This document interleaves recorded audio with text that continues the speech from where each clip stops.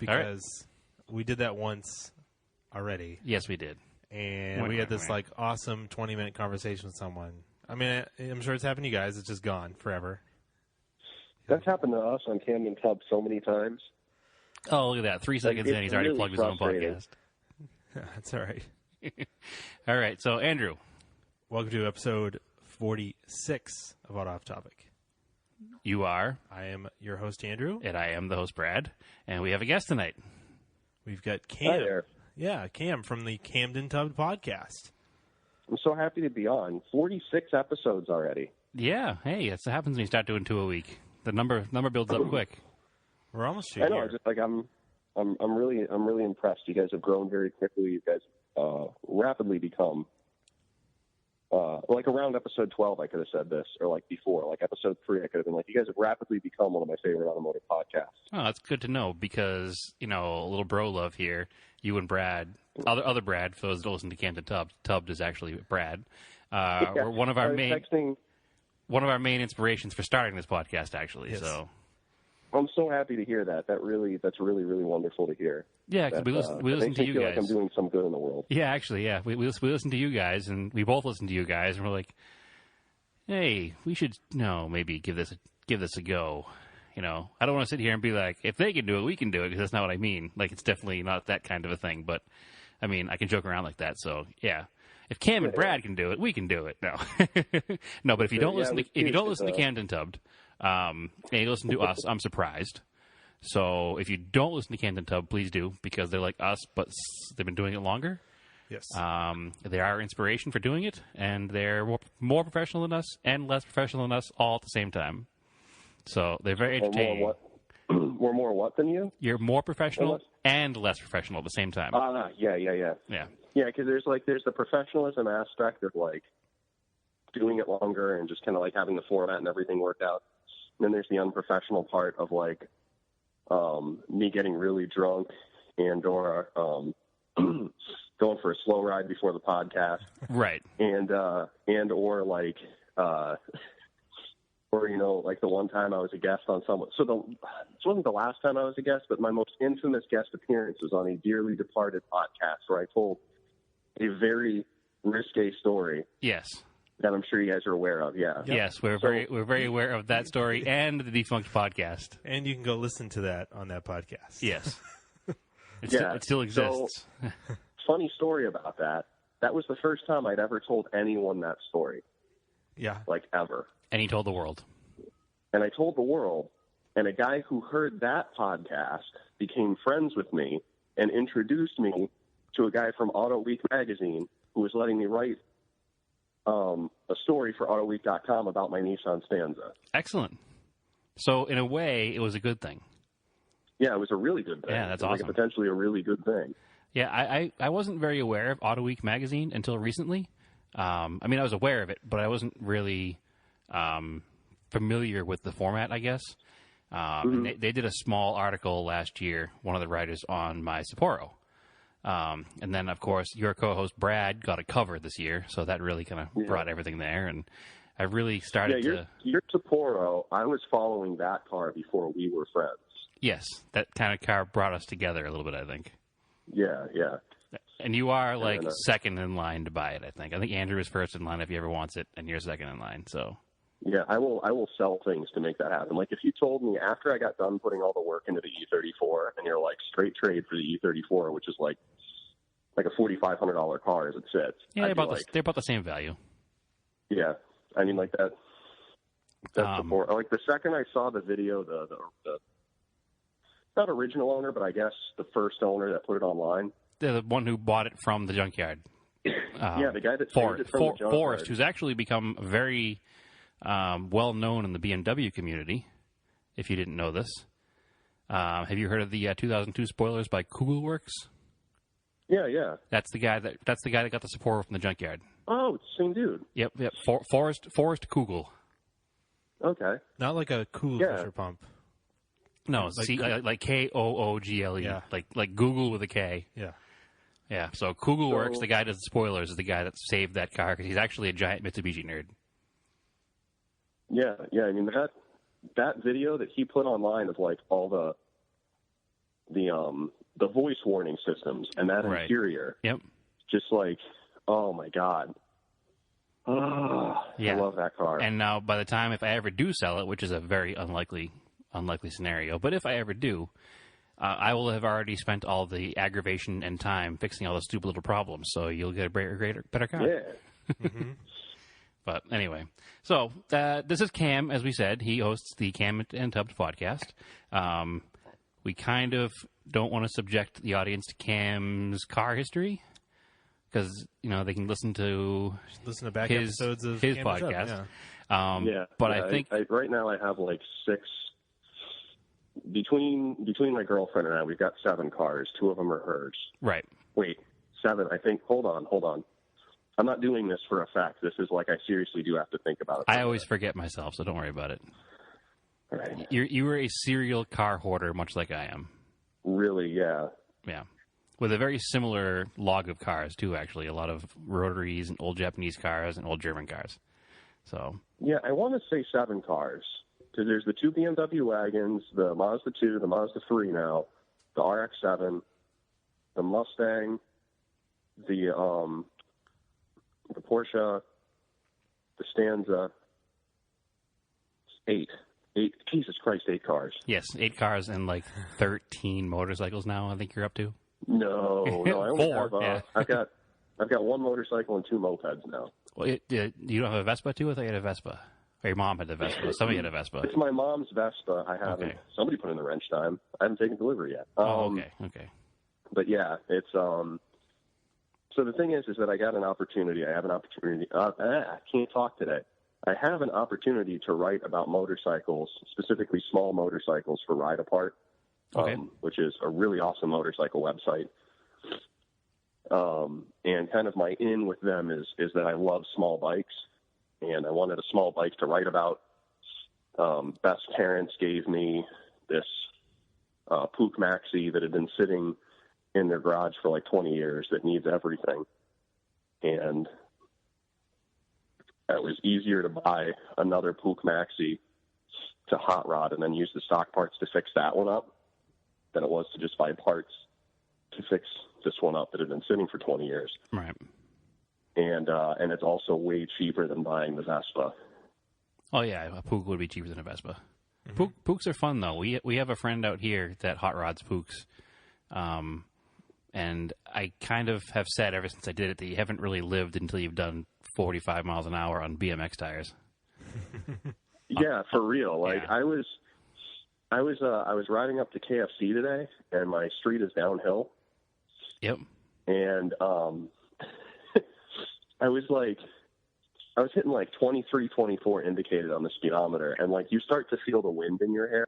Yes. Like right above 12 miles an hour, and it starts to feel like you're really going. And I was like, what would twice this feel like? Yeah, and I was like completely terrified by the thought of it. It's absolutely frightening.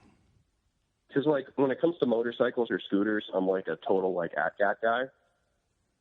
But on the moped, I'll wear shorts and Sperry's and no helmet because I figure if I get in a wreck on a moped, I want to die because I don't want to have to live with having the story. Yeah. The story and like gotten injured. Right. Yeah. What happened to you? So, I crashed a moped. Oh, yeah, I crashed a moped. You suck. Yeah. Although I think that, your family would be pretty upset if you were killed on a moped and they forever had to say, here lies Cameron. He killed on a moped. So a funny drunken conversation I had with my girlfriend, and this isn't moped related, it was just a general statement. But I said dying is the most embarrassing thing that can happen to you. Okay. And I don't quite understand 100% what I meant drunkenly by that statement, but I'm pretty sure I do. Yeah, it's like dying sucks. It's really embarrassing. But you don't have to worry about it, though. Yeah, I mean, it would be really embarrassing if you did, though. Yeah. Yeah, I guess. Because then they'd be like, what happened to Brad? Oh, he's dead. Oh, I didn't know that. Yeah. That is sad. Or, conversely, that is not sad, depending on who you talk to. Yeah. So. Do you ever think about the yard sale you'll leave behind?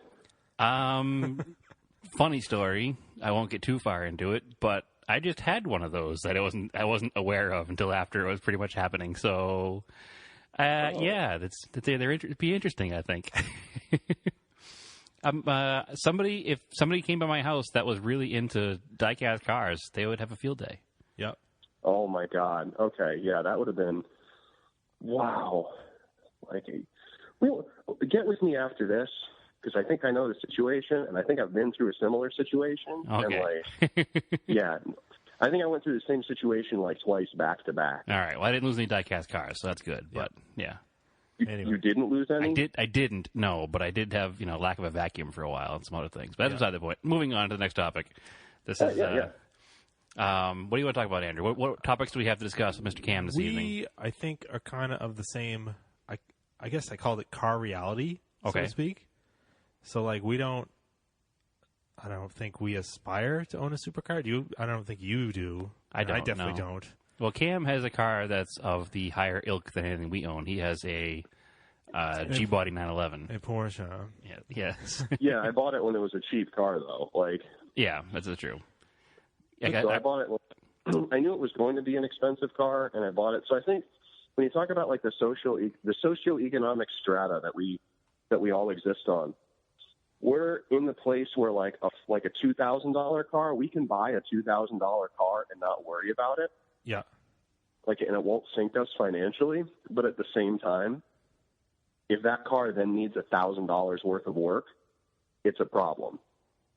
You know, so it's like we're in a constant situation of simultaneously being able to afford and not afford project cars, or like.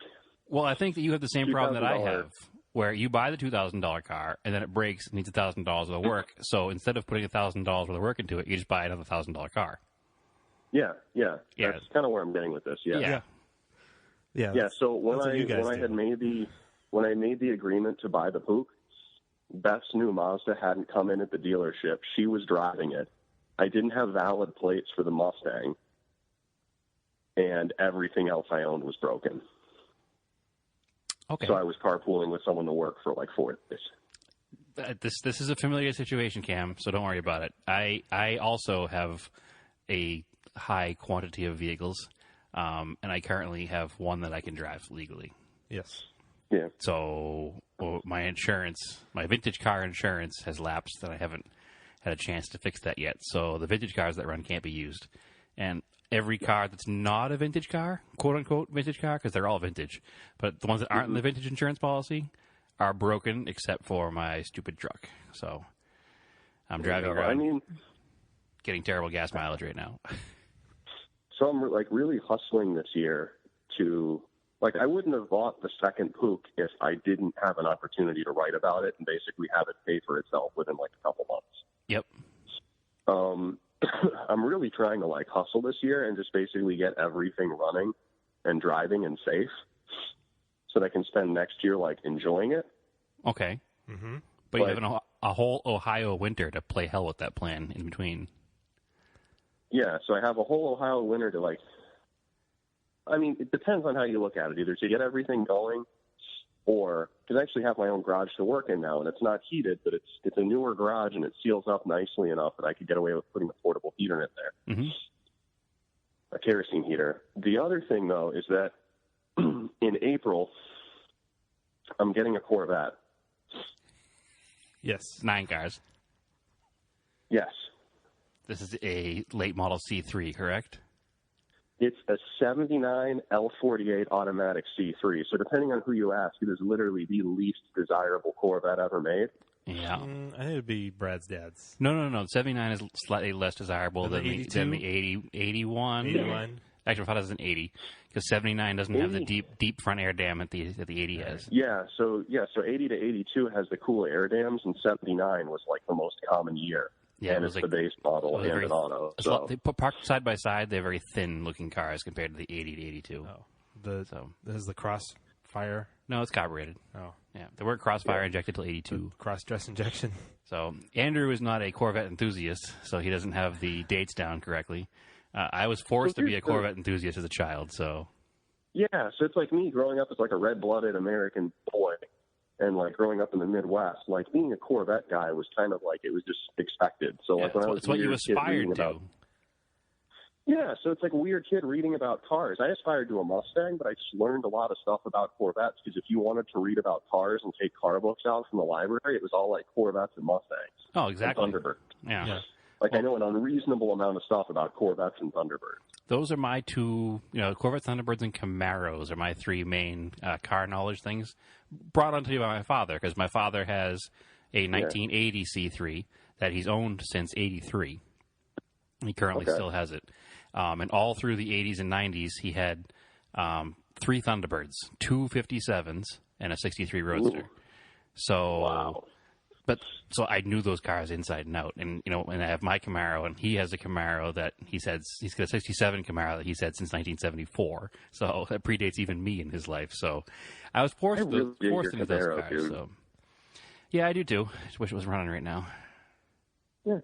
I like early C3s. No, early C3s. Yeah, well, nice. I like them. So I like them as separate cars. It's like the long hood, short hood 911 thing. It's like why can't you just like them both as separate cars? Yeah. They're like periscopic Countachs versus like an LP 5000, or sorry, like a 5000S. What I like about that is you can like them as separate cars or dislike one and not the other. Yeah, because I have no interest in a 5000S, but I would love an early, Countach with the traditional design that was designed by. Yeah. Oh, see, I want all the wings. Oh, I want Taurus. No. I didn't just buy it to a supercar, though. But, like, in all reality, like, so I call the 5000S my Goldilocks Countach because the 25th anniversary is disgusting to me. That is a very, I use this quote a lot, luxury is the opposite of vulgarity. That car's definitely vulgar. And the 25th anniversary, like if you think the 5000S is vulgar, put it next to a 25th anniversary car, and it's like, it's a shrinking violet compared to the 25th anniversary Especially car. A 25th anniversary car with American bumpers. Okay. Yes. Oh, God, yeah. The little Mario mustache on the front. Yeah, that might be... Yeah, like a, that might be the worst Italian car ever built. The 5000S is like, that's a really cool car to me because it forces you to have an opinion on it. Yeah, Any that's Countach, really. You can't not have an opinion on a Countach. You can be kind of cool on a Testarossa. You can be kind of cool on a 911 Turbo, or even a slant nose conversion. There's people out there that are just like don't care either way. I'm kind of one of them. But a Countach, you have to either really like the Countach or hate the thing. Yeah, I don't know many people that hate all Countaches, but definitely some people share, the opinion we just stated of really disliking late model Countaches. It's right up there with late model Pantera GTSs. The Pantera is a very similar looking car to a Countach. All right, but then you get to the late model GTS and it's got the stupid wings on it. It just ruins the look of the car. Okay. So anyway, Andrew, obviously wants to move on topics here. So what do you got? No, we can keep talking. I mean, it's just the other thing, really quick, and I think this is a segue Andrew wants to make. And I'm sorry for taking the reins for a second. No, please don't. You are the guest, so take the reins. Oh, thank you. That means I get controller one, right? It just means you can't talk about Beach Boys. That's the only thing that we're not allowing on this podcast. A little inside humor for the Kansas Dub fans.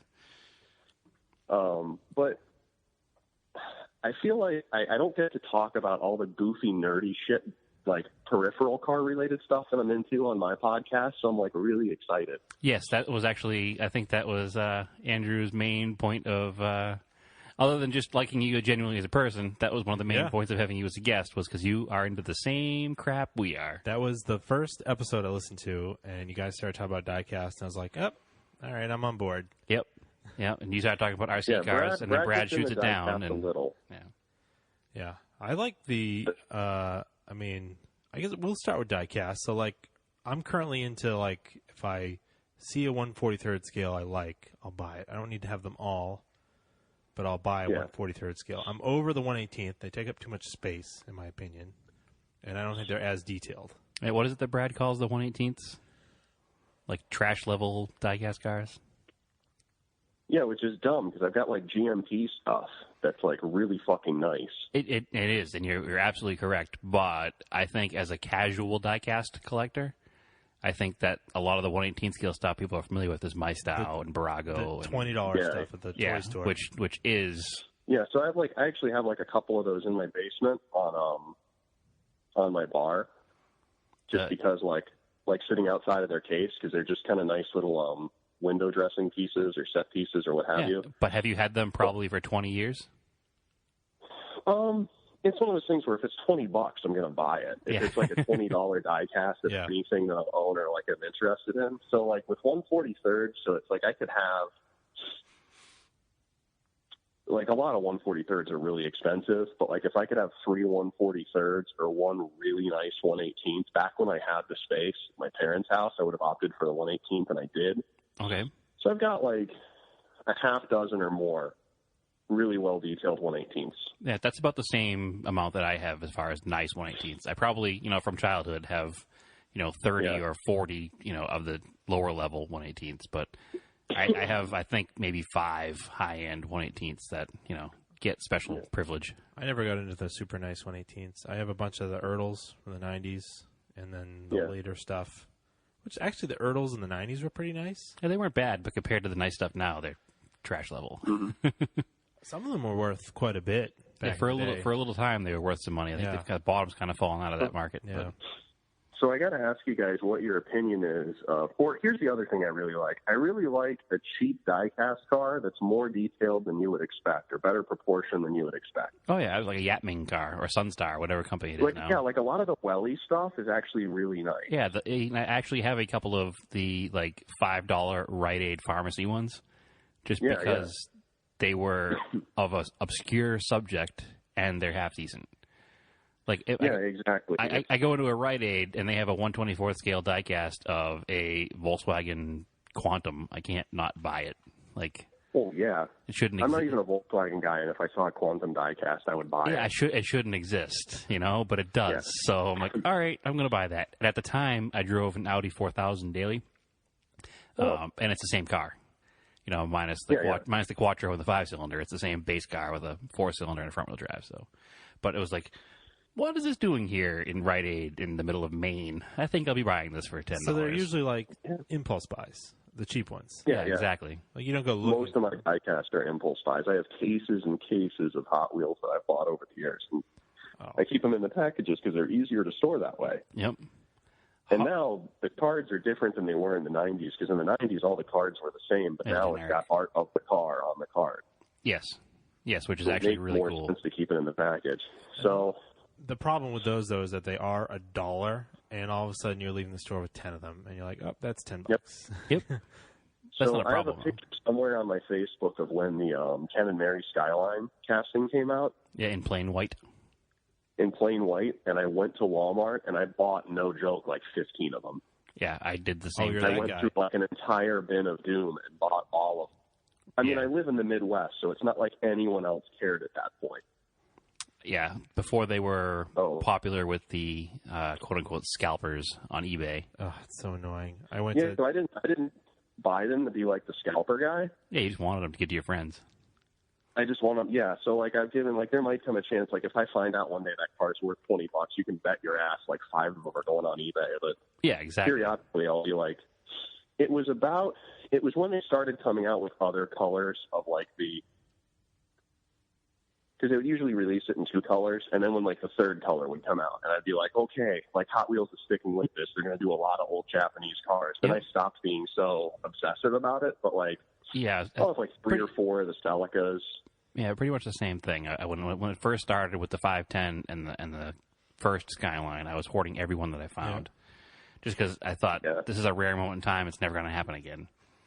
Yeah, exactly. Now it's their thing. I remember as a kid when they did the '99 Civic SI casting. I think it was a '99.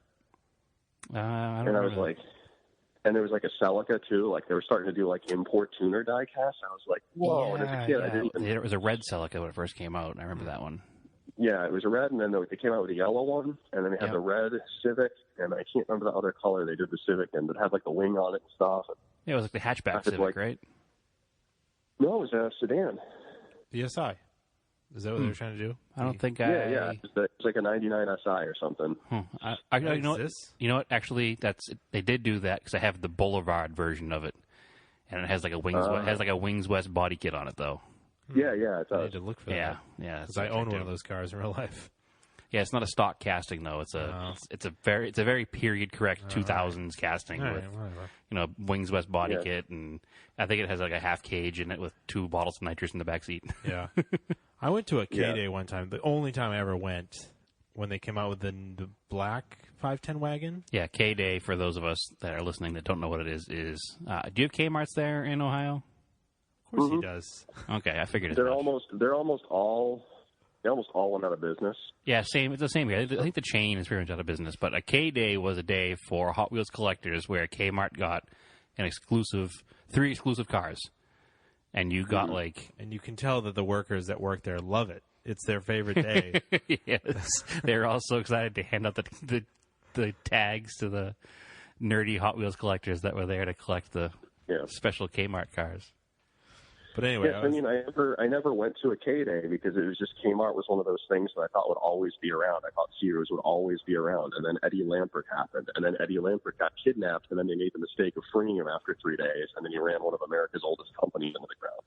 I don't know that whole story, but I do know you guys had an episode about the rise and fall of Sears at one point in your life, one point in the podcast life. If you get the urge to get pissed off more than you already are, look up Eddie Lampert, and this is like one of those where I would do like a Sam Hyde bit where it'd be like, man, it'd be a real shame if somebody kidnapped Eddie Lampert again and killed him. Like, I would hate for that to happen. I hope that doesn't happen. Correct.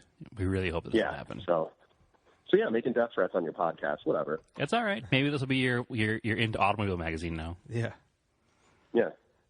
Well, I'm not in a magazine. I'm going to be on the website, but that's still a huge deal for me. No, it's anybody that wants to publish anything I want to do is a welcome addition into my life. And Andrew's writing for Right Foot Down now, right, Andrew? That's right. And he's got a couple pieces published now. And I mean, Right Foot Down's not Auto Week, but hey, it's pretty big and it's pretty cool for him. So anything you can get online is better than nothing. So hey. Oh yeah, absolutely. I mean, Brad gave me an opportunity with a now defunct website he started called Bavarian Drive. Yep. And I think over a year I published 3 or 4 pieces on Bavarian Drive. I sucked. And then Manual with Internet Brands gave me a chance, and I thankfully have took advantage of that opportunity. Yeah, which a lot more. Very happy for you and Brad, both over there with Emmanuel. It takes some hustle, as I like to say. You got to. It really does. And from the outside, it looks like you're having a lot of fun because you are. I mean, if it's what you're passionate about, it's a great time. But from the outside, it looks like it's all burnouts and handshakes. Yeah. And it's nobody is going to be interested in an Instagram post of me at 3 a.m. listening to the same Strokes record for the 4th time because I've run out of records because the invoice is due tomorrow and I have to write a lot more so that I can pay my mortgage. Yeah. And you're staying up all night writing while your significant other is in another part of the house, just sitting alone, stuff like that. Or you're editing photographs for hours on end. And right. You're staying up all night writing, and then the next day you have to go to your other job that, your main job at 8 o'clock in the morning, and you're like, oh, man. Yeah. So there is a lot of hard work behind the scenes. But it is a lot of fun, though, when you get to go to events. Yeah. Well, I get to ride on Andrew's coattails because I don't actually write anything for anybody, but it's still fun to go and, get a little bit of extra access sometimes from his media passes and whatnot. We do this because it's fun, so... Yeah. I mean, that's how Brad and I started. We started doing Camden Tub because it was fun, and then we both ended up building careers on the backs of it. So, yeah, which is cool. I mean, given how good you guys are versus how long it took us to get decent, I don't see any reason why you guys can't, leverage what you're doing here. Well, the problem is we live in Boston, which makes it a little harder because there's not a lot of things based out of here, and Brad has the advantage of being a few hours drive from California and knowing everybody, which helped a lot, I'm sure. I'm not gonna lie, living within a 2.5-3 hour drive of Detroit has helped me immensely. Yeah, especially these last few weeks I've been super jealous of your trips to the Packard Museum and whatnot. Yeah. Oh my God, I haven't even posted all the pictures. I have so many pictures for Instagram. They let us, because you can't get into the plant, the Packard plant, right? you can't get in without knowing somebody there. And right. so Dan actually got us into the plant, and we were there for like 4 or 5 hours exploring the abandoned Packard plant. Yeah, I can imagine. We saw with our eyes about 30% of it. I think I mentioned this on Camden Tough, and we actually touched maybe 5% of it. It's wild. It's impossible to understand the scope of something that big, that 50,000 people a day went to work there, and now it's nothing. That's right, just a big empty building. Yeah, I'd even be happy just to pass by the outside of it. I may have an opportunity, actually, in a couple of weeks. So is it as bad an area as it seems, or is it on the rebound like some people say it is? So, Cleveland and Akron are both similar post-industrial wastelands.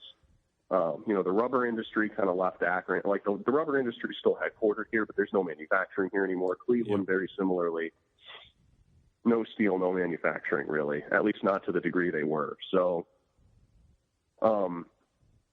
Detroit's that, but on a much larger scale with much higher stakes. But so there's areas where I think a lot of people who wouldn't be familiar with it would be like, oh, this is a bad area. Whereas I'll be like, oh, I've lived places like that. Yeah, I wonder what kind of parallel it would have, Andrew, to like the mill towns out here. Because we have a lot of places out here like Lawrence and Lowell and Lynn that were textile places. Yeah. And they'd huge brick factories because they're all on canals and waterways. And they've all since closed down, and it became kind of, quote unquote, the slums of the area. Well, the city I live in was a leather city. Leather, yeah. But Peabody has less of a... They found other industries. Yeah, exactly. It wasn't just abandoned, whereas, Lawrence and Lynn and Lowell and all the other L towns around here, they were all, just kind of abandoned, and they've become... I think that happens a lot more on the East Coast, where I think the rebound and decline, if you look at, like, the 20th century especially, I think, like, the rebound and decline cycles are, like, measurable cycles, whereas I think in the upper Midwest, the Rust Belt areas, I think there's, like, most of those towns are still waiting for their rebound. Well, I think a lot of it might have to do... Some of them, I think a lot of it might have to do with the whole... the coasts, both East and West Coast, are both like looked upon by, some people as, almost like a vacation land if they live in the Midwest. And, it's not, obviously, but it just seems it's very, very romanticized, I guess I could say, the coastline. It is very romanticized. People don't have like funny, cute, dismissive nicknames for the areas that you live in. You know what I mean? Like there's hope in that in like the whole country, whereas like Cleveland and Detroit are like a shithole. Or like you'll watch a movie, you might have seen it in like the 80s, the 70s and 80s or whatever, but like you'll watch a movie like from the 90s to now, and the movie never really takes place, with a few exceptions, in like the Midwest, in a city like Akron or Kent or wherever. And if it does, it's centered around... But there'll be a character in the movie from there, or they'll make a reference to someone being from there, but like the movie will never be set there. Yeah, and if there is a movie set there, it's like, set around a racist old man that used to work at the Ford factory. So, right, yeah. Well, if it was like an 80s, it was a John Hughes movie, it was like Chicago, so... Yeah, exactly. It's like area, New York, Chicago, Los Angeles. Yeah. One of my favorite comedies is Coming to America. Yes, it's one of everybody's favorite comedies. And I adore the part about 5 minutes into the movie where he's like, Simi, we've got a whole country of beautiful women. Where should we go? New York or Los Angeles? Yeah. It's a valid point, I was so glad that was acknowledged. Yes, the beautiful people live in the city, I guess. Yeah. As not one of the beautiful people, I don't know that, so... Anywhere I visit, like any of the big cities that I visited, they're supposed to be like all the beautiful people are here. All I saw in those cities were other people from the Midwest that were looking for the beautiful people. Just a bunch of average-looking Midwestern people, myself included, looking for the beautiful people that apparently don't exist there anymore. I don't think they ever really existed there. It's just, people are people everywhere you go. Yeah, exactly. And most of us are pretty ugly, so... Yeah, exactly. Going back to diecast, I picked something up at an antique store here in Cuyahoga Falls that is not something I would have normally bought, but I'm really glad I did, and it's become a new obsession of mine. Okay. Especially with my newfound Corvette obsession. Franklin Mint diecasts. Ooh. Those are really good value in the secondhand market. Yes. Yeah, they're like really nice. They're heavy. Yeah. Yeah. The 1/24th scale and mostly, so... Yeah, I mean, it's an unusual skill for something with that level of detail. My dad's friend has hundreds of those. Jesus. Yeah, that's all he did. He never had children. He just collects diecasts. Yeah, he has hundreds of Franklin Mints and thousands of 1/18ths. Yep. Yeah, he's a bit into it. Yep. But yeah, no, Franklin Mints on the secondhand market, and you see a lot of them in antique stores because, they were bought by an older crowd that would have had one or two of them in a curio cabinet. And when they passed, the family was just like, sell the whole collection to the antique store. I think you had to buy them they'd be on like a home shopping network. They're in the back of like magazines and stuff. Yeah. You mailed them the thing, and you paid $33 a month. Yeah. Yeah, you would pay like something like, they would cost like a couple $100 that you paid in installments. I remember the ad. Yep, yeah, very well actually. I remember there was even a Franklin Mint store at one of the local malls. Yes, there was. For a brief time in the 90s. Yep. And I think they had other collectibles. It was like a weird... Like Fabergé looking eggs and... Yeah. Yeah, they started out as a coin minting company. So the idea with Franklin Mint was that when coin collecting became like a big thing in kind of like the post-war, the decades after World War II, a lot of America rediscovered history. And it's like, part of history that I can own is coins. Right, so let's make new ones. And so somebody got the bright idea, there's a finite number of vintage coins that are collectible. What if I just made new collectible coins? Right.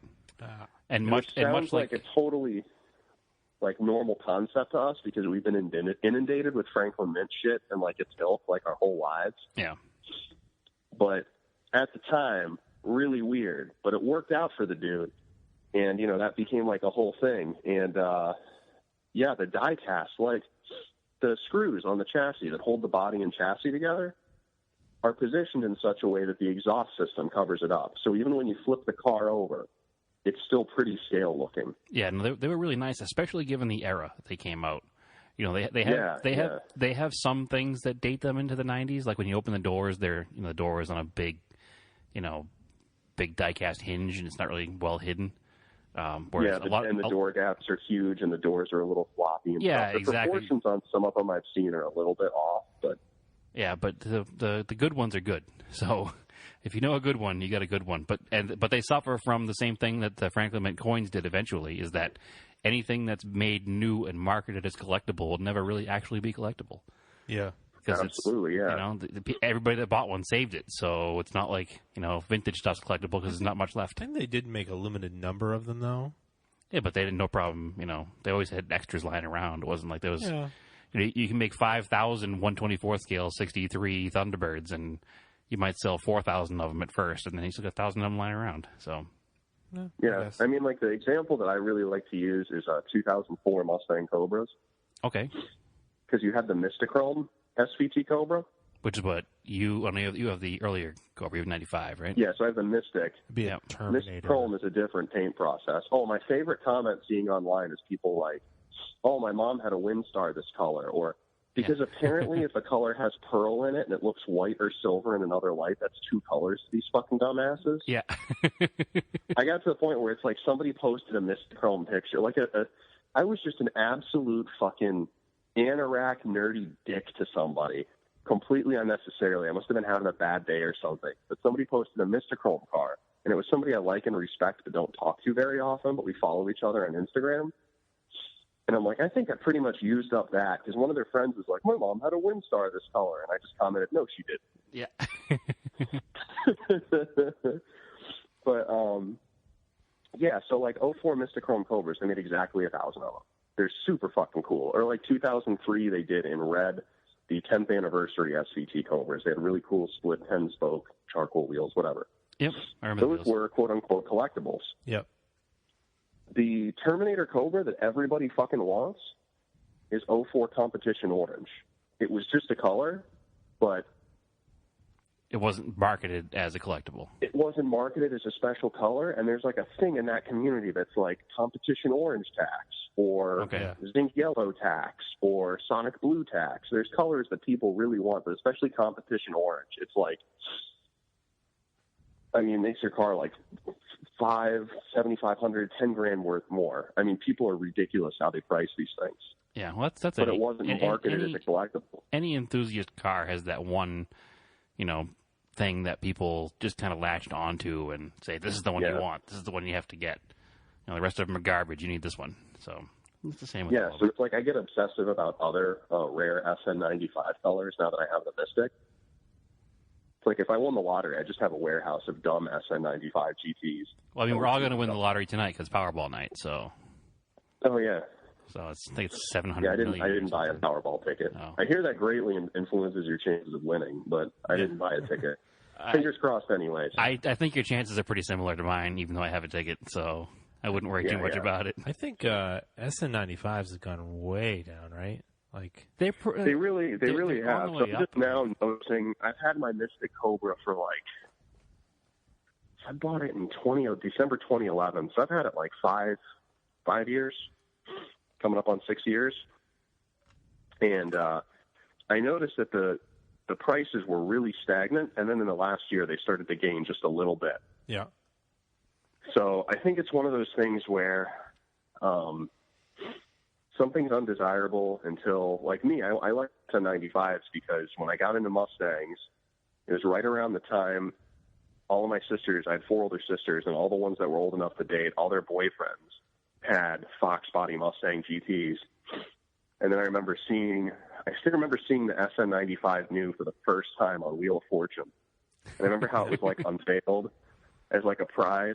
And it was like a V6 automatic white over cam convertible with no fucking options. And it was ugly ass split 3-spoke wheels. Horrible 4-liter Explorer motor, probably. 3.8. Oh, 3.8. Okay, even worse.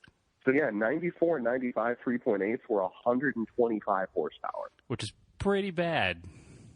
Pretty bad. That is a large car. Yeah, that's pretty bad. That is an enormous car for that little power. So anyways, yeah, like I remembered that. So like guys are getting to the age where they can buy whatever they wanted that they wanted when they were younger. And we're actually getting to a point where SN95s were aspirational cars for people. Yeah, I think it makes me sad because like I'll never be able probably to afford like a 96 Grand Sport Corvette. Unless you buy it right now. Yeah. Now is the time to buy that. Yeah. Because once things get to be like 20-ish years old, I think, that's kind of, a general, now it might start appreciating cycle. Because even the early 4th-gen Camaros, which were like $1.95 last year, have started to climb a little bit just because there aren't any left, and they're 25 years old now. So so I used to... Yeah, like a 93, a first-year, LT1 car. Yeah. Before the LS car. So I used to say that I would take 14 grand for my Mystic Cobra because there's a whole story about that car, and if you've listened to Camden's Hub, you've heard it. But I used to say 14 grand was my price where I wouldn't feel bad about getting rid of it. We're at a point now where like 14 grand's not that far off. Yeah, so we might actually no longer the I don't regret it price. So now it's got to be 20 grand. Yeah, exactly. Hit the nail on the head because it used to be like an $8,000 to $10,000 car for a really nice one that had been driven. You go on eBay Motors at any given point, and there's like 3 that have 6 miles on them, and they're all $30,000, and nobody buys them. Yeah, that's every Mustang. What was that couple that had the Marauder with like 6 miles on it or something stupid? Like, what was the point?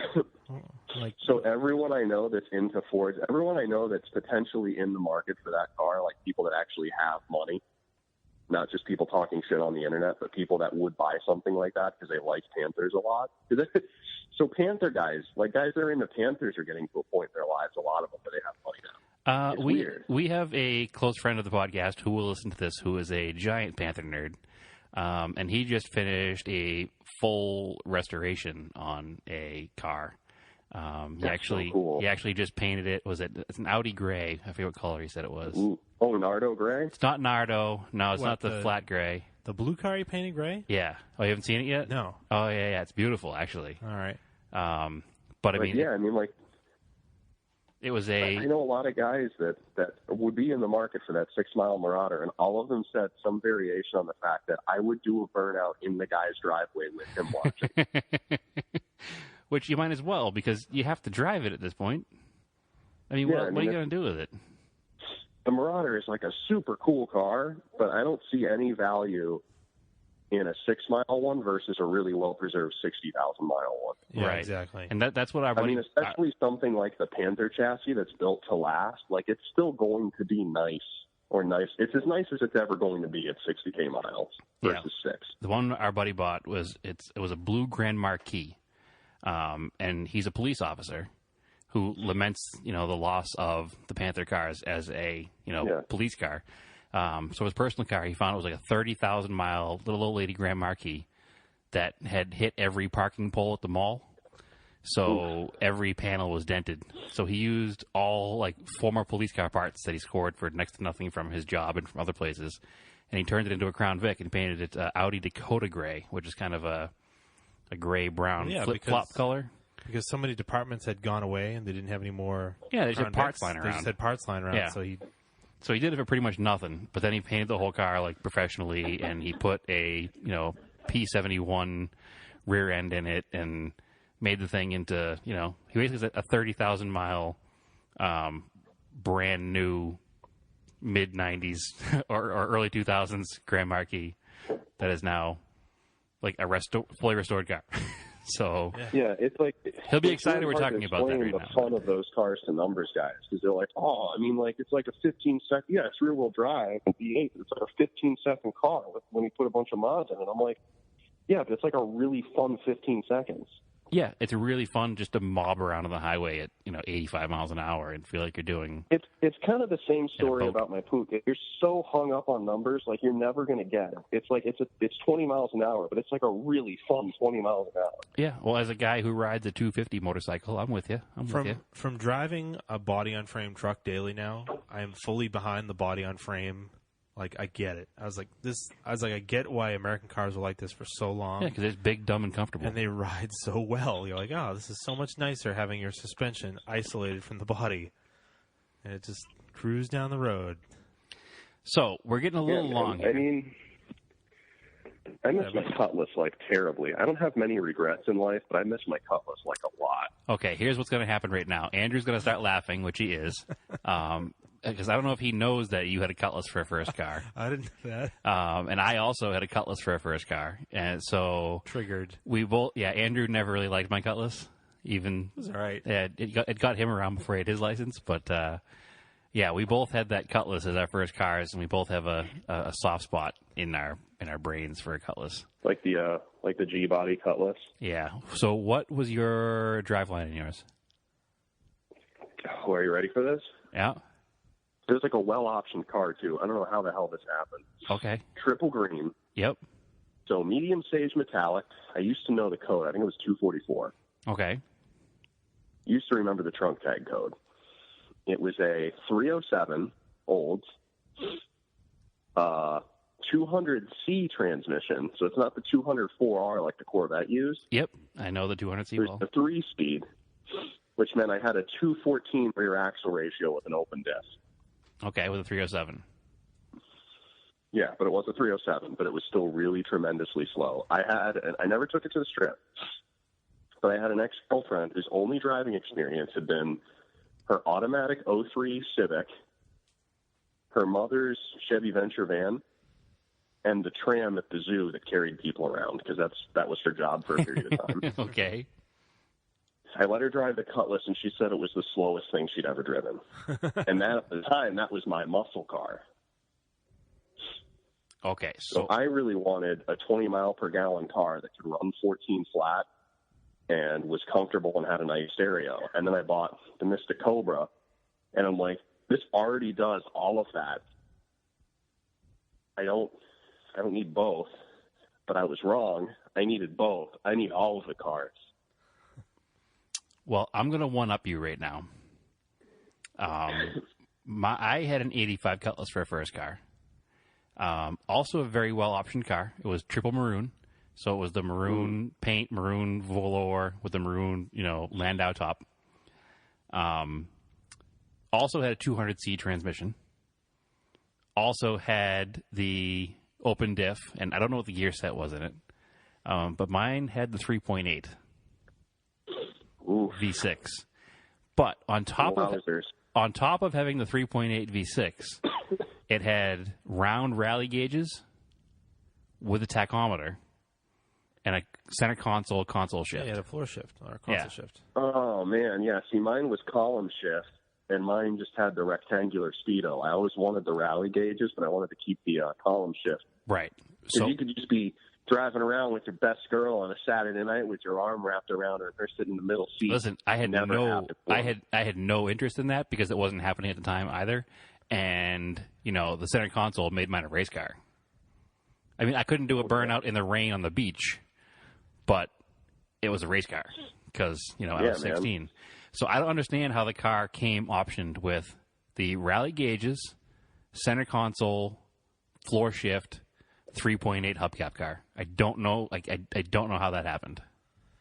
I don't know. Somebody was like, whoa. V8's too much. Yeah. 120 horse. I want 86. All right.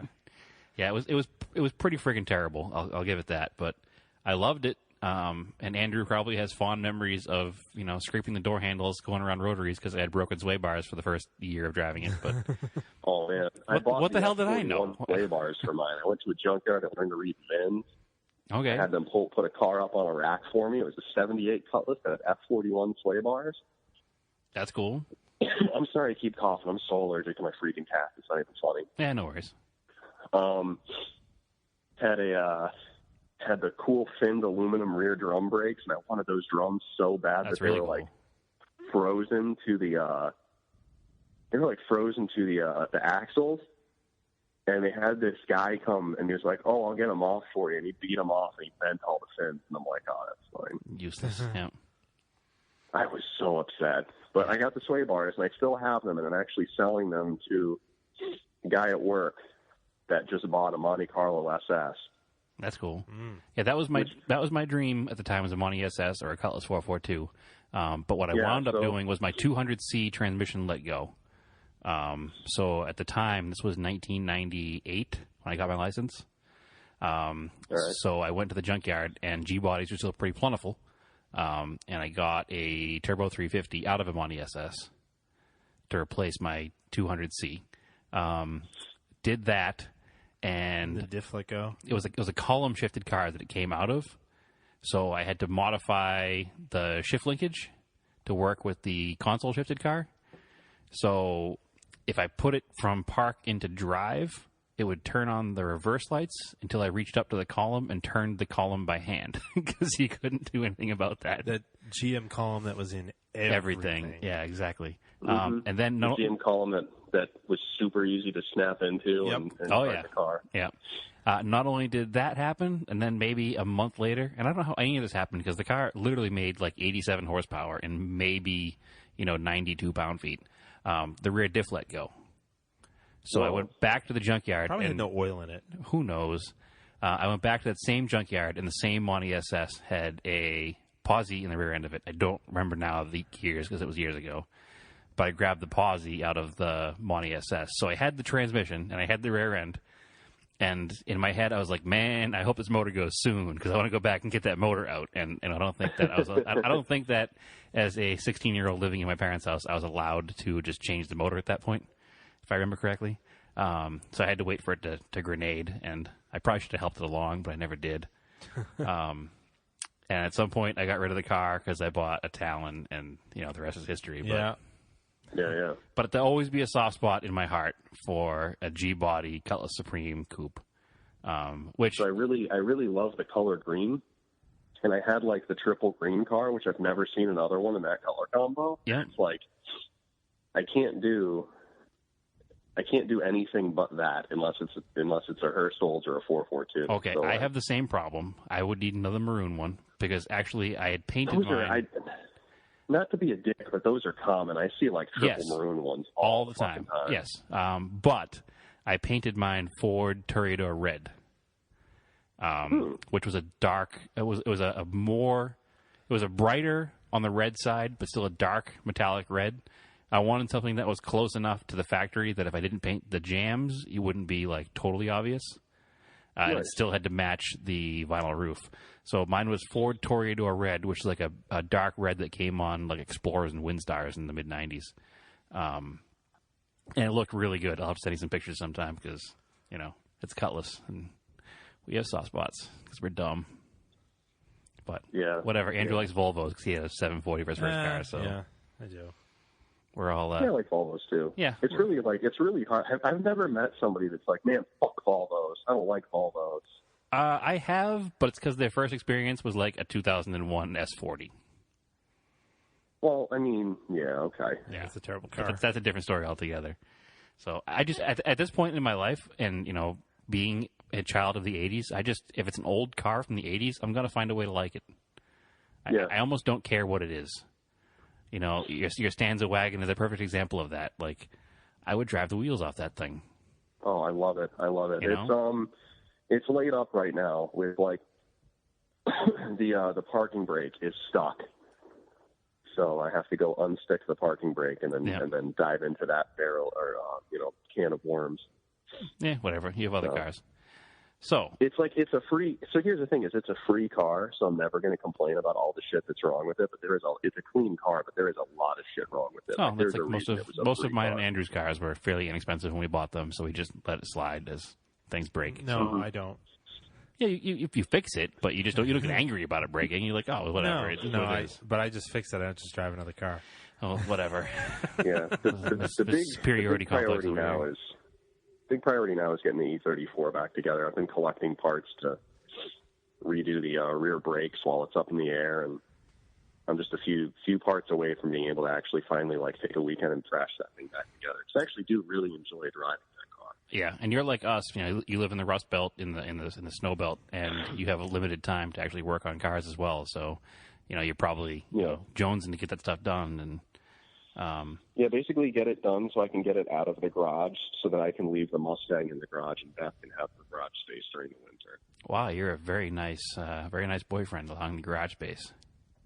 Well, I mean, she pays for half of the mortgage, to be fair. And she does have a brand new Mazda 3 now, so. Okay, I guess. I mean, maybe that's why you're, in a successful relationship, but I would always be like, garage spot's mine. Yeah, I think I like the car just as much or more than she does. It's okay. It's one of those things where that's okay. I was told the garage space was mine, so I was like, all right, cool. Yeah, I'm fine with that. Well, the garage space is mine. Whenever it's not snowing, it's not so much anything else. It's just, it's a I don't want to have to clean snow off my car. Yep. No, I totally get that. And I'm sitting here talking about it, but I don't even have a garage at my house for some reason. So yeah, I don't know. Yeah. Stupid Brad. I need to find space for all my shit boxes. Yeah, well, I have a father who's an enabler, so his yard is full of my shit boxes, and his garage holds one of them. Yep. So I blame. My parents keep dropping the hint, especially with the RX-7 and stuff. They're like, Cam, Dad's getting ready to retire next year. Got to get the stuff out of here. I'm like, you guys are going to be living in the house. So all you have to do, it just means you have to look at him more often. He's home more often. What bearing does that have on anything? Your dad is retiring next year. Okay, so he's going to stay at you guys are staying at the same house and just going to be there more often. Yeah, well, my father has 12 cars himself, so he's definitely an enabler. Yeah. So it is what it is. My folks have a kind of cool collection because they've got the two Vespas, and then my mom's got her Volvo XC70, and my dad's got his Infiniti G37 XS limited edition. So those are cool. He's got the 55th anniversary Skyline, but the version of it we got in the U.S. Yeah, the not so cool version. Anniversary Skyline. Yeah. The not Skyline. Yeah. So you're also into a lot of other stuff that we're into. RC cars. Yes. Oh God, yes. We went anything old. We went this far without bringing it up. So when Brad listens to the episode, if he does, he'll be surprised. Yeah, with he's this already long. invested. He's got to listen to the rest of it. Yeah.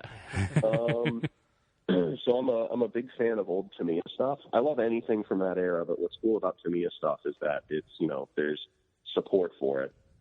Kyosho's supporting their older stuff now. I'm not as big into it as I used to be, but I sold everything off, and I'm just going to have one or two cars, and then I just ended up collecting a bunch of other shit again. What was that crazy rumor the hobby shop guy told us about Kyosho? Yeah, they were funding ISIS or Taliban or something. Yeah, we're like, okay, we're dude. like, all right, have a good one, sir. Wow. Yeah, guess I like ISIS now.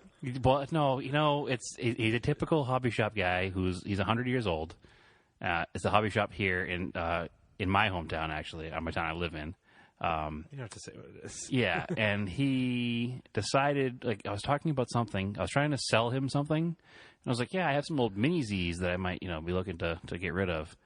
And he came up with this whole thing of why he wasn't selling Mini Zs anymore, and because the distributor wasn't selling them because they got in trouble for funding the Taliban. And I was like, that doesn't sound right because they're a Japanese company. And I don't think that Japan funds the...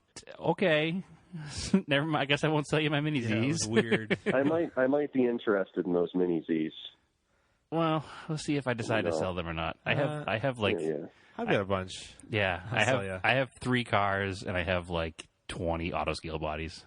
Did you ever get into HPI Micro RS4s, the 118s? I wanted to, never did. Andrew's got one. I have one. I never used it. I assembled it. Yeah. That's We've talked about it before, I think, right? Yeah. I think I tried to buy it off you or something well, at some point. I'll sell it to you if you want it because I don't use it. It's sitting here in the basement. So. Yeah. No, the problem is there's no place around here to use Mini Zs in my garage. Unfortunately, the box got wet when my water heater broke, but the contents are fine. So. Yeah, if the contents are fine, I don't really care about the box. I don't have as much space for boxes anymore, and really the only thing I save anymore are Tamiya boxes because they have... Well, no, I've saved the boxes for everything I currently own, but Tamiya boxes are beautiful. Yes. Every Tamiya kit that I've built, I usually fold the box lid down and like slide it off to the side. Oh, I don't know why or what I'll ever do with it, but they are very pretty box art on them. I still have... So the Tamiya lunchbox that I built in high school, I've been slowly working on resurrecting it. I have 3 lunchboxes. I have 2 re-releases and an original. For those that don't know, the lunchbox is a monster truck van. It's a Chevy van? Dodge van, 76 Dodge van. It's orange on the box, right? Yellow on the box. The artwork. So it's yellow with an orange lightning bolt stripe. Mm-hmm. And in the lightning bolt stripe is a cartoon of a blonde woman with a red, white, and blue top leaning out of it because it's a catering van. It's Vanessa's lunchbox. And Vanessa's leaning out of it, and the box art is orange with a yellow lightning bolt stripe. That's cool. Yeah, I know this so well because I own 3 of them, and I'm also planning a tattoo on the back of my calf of the lightning bolt with Vanessa in it with the lunchbox cartoon. That is an awesome nerd tattoo. Yes. Like, that's so obscure that that's pretty good, actually. I like that. Yeah, I mean, it's just cool looking. So yeah. It's something that people in the know will get, and anybody not in the know will be like, oh, it's just pinup art, whatever. I've been considering that one for several years and haven't pulled the trigger. But, like, I know so many people that are tattoo artists that could do it justice where it's, like, it's getting hard to say no at this point. Yeah. Plus, that has a ton of tattoos. Plus, I'd always thought about doing a Lum tattoo from Urusei Yatsura, which is like a super old anime series, but I don't want people to think I'm a fucking weeboo. So I'm not going to do that. So I'm going to do Vanessa instead. So that's going to be my girly tattoo. Speaking of which, I saw a Natasha car today. Oh, yeah? Really? Yeah, it was like a newer body style, not a brand new, but the last body style Honda Civic Si with a half-naked samurai lady on the side of it. Weird size of the car, yeah. It was definitely shocking to see driving around Massachusetts. I had a Camden Pub fan point out to me that during the Radwood episode, the live episode, well, it wasn't live, but Brad and I recorded it while we were walking around at Radwood. Yes, yep, the RX-7. And there was that Yatasha FC that had all the titty stickers on it. Yep. There's a bunch of pauses in my speech where you can totally tell I'm just ogling all the stickers on the car. I didn't notice. Heat exhaustion as much as possible, but it's pretty funny. Yeah, red-blooded American male. You get stopped by boobs.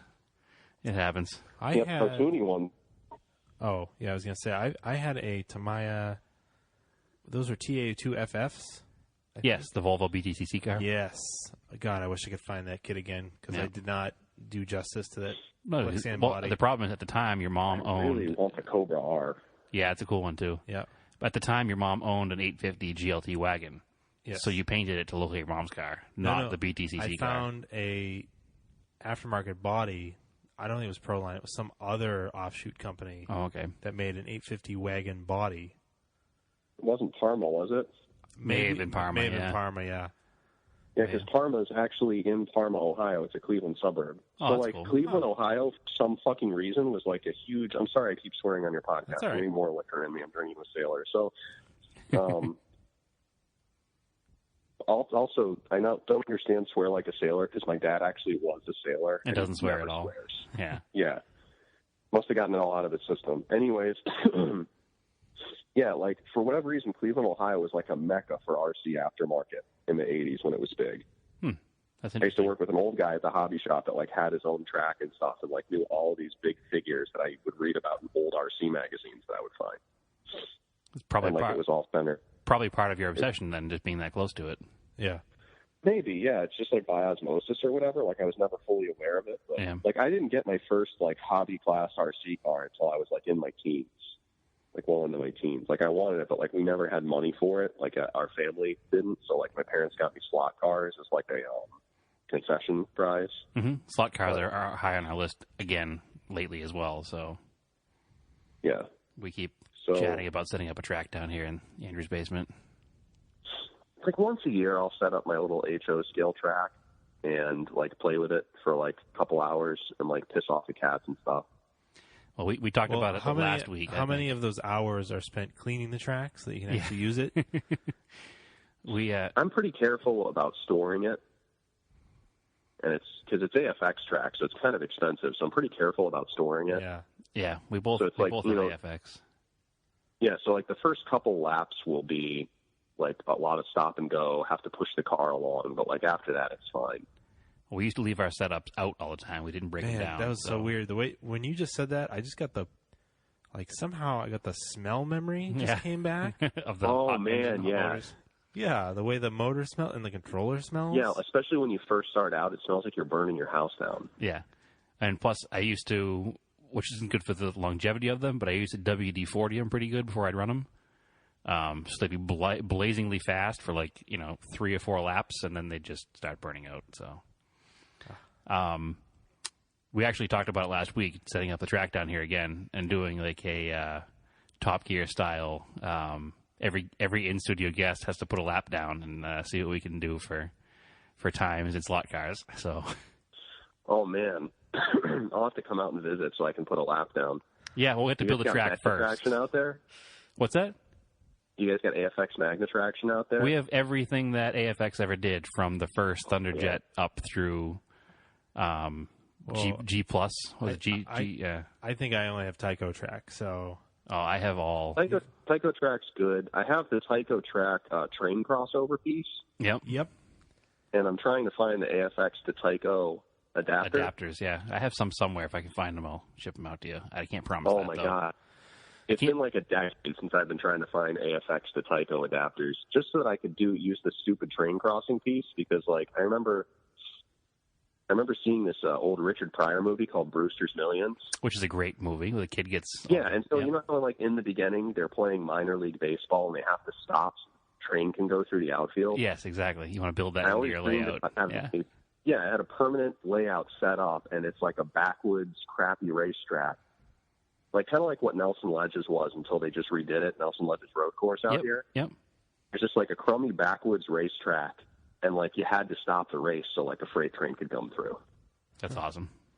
Wouldn't that be like such a great layout and like setup? I don't know. Yeah, no, I agree. When they made the track, I'm sure somebody did it in the past. I just had an HO train set up through mine when it was in the basement. Yeah, had overs and unders. Yeah. So you'd just leave the train going, and then you'd run your RC cars. Yeah, I have. Yeah, so I want to do that, but like in like a really heated race, and you have to stop so you don't hit the train. Yeah, I have pretty much mostly AFX stuff, a little bit of Tyco stuff, but I also have some of the. I just actually my neighbor was just is moving, and he had a free pile out in front of his house, and he had a complete in the box set of the 1979 release of the Tyco slotless slot cars. Oh man, the TCR stuff? They weren't called TCR then. They were called Command Control in 79. Oh shit, you're right. When they re-released them in the 90s, they were called TCR, Total Control Racing. But yeah, I'm driving down the street, and I'm like, that looks like a slot car track box. And I stopped and picked it up and ran home with it. And it's a slotless track, so it doesn't work with everything else I have, but it was cool just to pick it up. But I have one of those, and I have even back to the really old Aurora stuff from the 60s, where the cars ran in like they weren't slot cars. The cars had batteries. Oh yeah, what was it? The vibrators or whatever? Was that pre-vibrator? It was pre that. They were called. It was a Detroit Torture Track was the name of the set. I remember those. They were from the 60s. Yeah, but I remember you showing it when we were a kid. You'd set them up every now and then. Nope, I didn't have that when I was a kid. That was a more recent acquisition because I found it in my grandparents' attic. I never knew they had it. So. Oh no, you had cobblestone sections of AFX track. I have cobblestone AFX track. That's what I'm thinking of. Yeah. Oh yeah, I've seen that stuff before. I've seen the cobblestone AFX track. It's like. Well, the thing is that most of my father was into slot cars. Him and his buddies, when I was a kid, like when I was a real little kid, I was born in 81, so we're talking early 80s. Him and his buddies they'd all come over and he had a huge layout in the basement, and they'd have, as people do, just have like beers and slot cars. And I remember my dad doing that when I was a kid, and I couldn't play with them because they weren't, toys. They're race cars for serious racers. Yeah, for sure. So he had tons and tons and tons of stuff, and I still have all that stuff. So we got to set it back up I again. should build a fucking slot car track in the basement. I totally have a place to do it. Like, I'm looking at it right now. I'm sorry, guys. I finished off a bottle of vodka. It's all good. An idea. It's all good. It's all good. We're all talking about slot cars. I have a spot over here. I'm looking at my basement. So, would you guys actually come visit me if I built a 4x8 track down here? You don't have to do that. We'll come visit. Actually, I'm talking to a friend of mine. Tape measure? I'm talking to a friend of mine who has possibly just purchased a car in British Columbia, so I may be driving through pretty soon. So. Oh yeah. I'll let you know if he does buy it for sure. But this goes with my theory that they haven't produced a new slot car since 1989, though. It's all the same. They do, bodies. dude. There's like some really fast ones out there too. There's like some companies doing some really cool stuff, man. Yeah, he's talking about the body shells. I haven't seen. Yeah, I was. Well, no, like there's Johnny Lightning. Which is what I tried to prove to Andrew is true, that the Johnny Lightning ones and the Auto World ones are. But his point is that they're all still 60s cars. Nobody does like...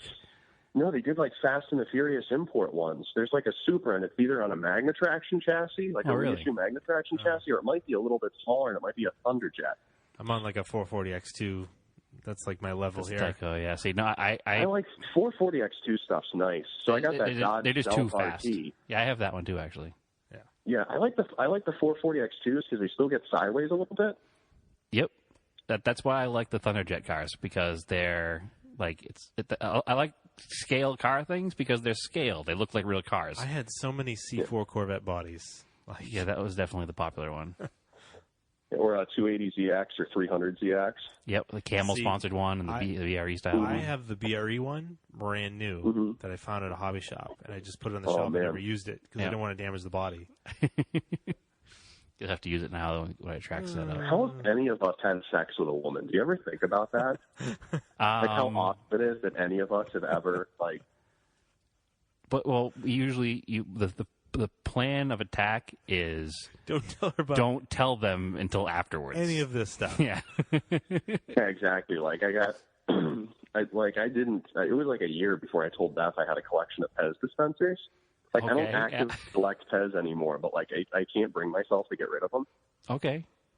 My thing was nobody ever knew when I lived in my parents' house. When I lived in my apartment, it wasn't really relevant because I didn't have everything out and about in the apartment. I had maybe like one or two model cars on the shelves. And then once I bought a house, it was like, hey, I own a house. Obviously, I'm an adult, so you can get past these 100 Hot Wheels cars on my entertainment center. And, you're already here, so, I mean... Yeah. I'm looking for a way to display the Hot Wheels in the garage because the previous owners had like pegboards installed along one side of the garage, and I'm thinking about just putting hooks on the one corner and just putting all the Hot Wheels up and just doing wall-to-wall Hot Wheels on the one side of the garage. See, that's why I take Hot Wheels out of packages, because I don't like my house to look like a toy store. Yeah. I don't know why. I kind of like that setup. I used to have a really cool like spinning display that when I was renting a shop. So this is like early period Camden Tubbed when I had the shop I was renting. I actually had like a display set up there. All right. Yeah, unfortunately, I've never had a proper shop. I've always had dingy garages rented. Mm-hmm. So, anyway, a couple of things we want to touch on real quick because we're probably about an hour and a half in, Andrew. Yeah, whatever. Yeah, I'm just saying. I just don't want to keep it too long. Andrew and I are talking about going to Car Week next year. Mm-hmm. Are you going to Car Week next year? If it doesn't fall the same weekend as the shootout and Woodward again. So like this tough. year it was Woodward, the shootout, and Car Week, and I didn't get to do any of it. Mm-hmm. Because the lead singer of my band scheduled a show like a week and a half before. Right. That was like at 4 p.m. So like I couldn't do fucking anything all day. So we also missed the shootout this year. Well, we've never been. Yeah. Yeah. So. We keep saying we're going to go every year. But I think that if the shootout and Car Week are the same, I'm going to pick Car Week. I'm taking the shootout. It goes back to like a lot of stuff. Like I don't want to sound like, I'm not saying this to be edgy, but like I was at Concours de America last month. There was a display. This is all going back to slot cars. There was a display of a bunch of Can-Am cars, and I think I took a picture of the display of the ring of them and put it on the Camden Tubs page on Facebook. And wrote, these are the biggest goddamn slot cars I've ever seen. Yes. Yeah. After like 4 hours of being around all this really cool stuff, I fell asleep underneath a tree like 4 feet away from the Mark Donahue 917. That's like a car I've never seen in person before, and I was like done with it after 4 hours. But I think seeing, like really high end cars. The Car Week thing has, all the different shows and the racing, I think is really what I'm more interested in the reunion at the racetrack. I'm not Lime Rock. Yeah, so it's basically going to Laguna Seca would run second to hanging out with my friends as the reasons why I would want to go to Car Week. Yeah. Right, and we were talking earlier. We were talking earlier about how Brad's close to California, and that helps with the journalism aspect of his career and knowing everybody. And we were discussing how Car Week would be a good way for us to get to know everybody, rather than just be on the outside looking absolutely. in. It'd be a good networking thing for us. So, and we're also talking about building up my blue '78 Colt over the winter and bringing it out there and leaving it out there. And using it for a few different events, the Toge California and maybe the DWA rally and Car Week and all this kind of stuff. Fly out, have my car out there in storage. You could also build a Colt and you could also bring it to the shootout. Yeah, I'm not building a drag racing car though. I know, but like the shootout's just like that much. Well, they do autocrossing there. I could just drive my Galant to the shootout. Yeah, we both have Galant VR4s to go to the shootout with. It's like I don't know. The shootout is just like it's more approachable to me. Oh, it's definitely more approachable, and it was definitely an possibility this past weekend, but I wound up going to Mitsubishi Owners Day, which was scheduled the same day, stupidly, just because it was closer. Yeah, which is fine. I mean, like I wanted to build a DSM this year. We got the house instead, which is a lot better use of my money than a DSM. It's like, oh, I want to build a DSM next year, and it's like I'm going to do the Corvette next year. So it's like I have to make it out to the shootout one of these years with my own car. Yeah, you definitely have to because you live close enough too. Like you're only a couple hours away, right? Like the only reason I'm interested in if I lived an hour in if I lived like 3 hours in any direction away from where I live now, I probably wouldn't care about DSMs at all. Oh, really? But there's no excuse for somebody who lives within an hour of Shep Trans and Buscher Racing and the shootout to not build at least one 4G63 powered drag car in their lifetime. Okay. All right. And I want to build a drag car. I'm going to pause for a second. I want a clean 1G that will run that I could drive to work one day a week, that I could click off like mid-12s or mid-high 12 passes. Yeah. At the strip a couple days a year, and then just keep it nice. Yeah, no, definitely. I'd be more than content with that. And I feel like that's an achievable goal. I feel like that's still something you can do for under $10,000 and have a nice car. Yeah, I've got mine. It's been sitting in the garage. I've done nothing with it in 5 years.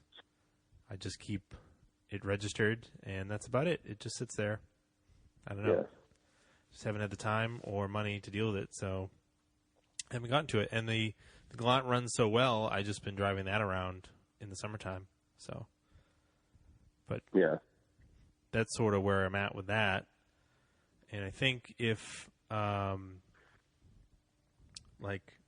don't know, if the shootout hadn't been a month before my wedding, I probably would have gone to it this year. But it was just there's just so much going on, and you need to save some money there's some more wedding expenses that I don't want to spend money traveling all the way to Ohio. So, there's that too. Yeah, it's so hard to it's incredibly hard to justify. But next year, you guys can come stay with me, and I might even have a slot car track built, and I might have a train running through it. Yeah, and then we can play for it with an hour, or we can play with it for an hour and then get bored. Yeah, and then you can show me what the wiring is that you need in your Porsche, which is in Detroit right now. Fucking, oh my God, that car! I just want to rip the heart. Like, I want to leave the Motronic box and the pigtail for it, and then just let somebody redo everything else. Yeah. Because it's just I wasn't the person that bought the car when it was at its cheapest. Yeah.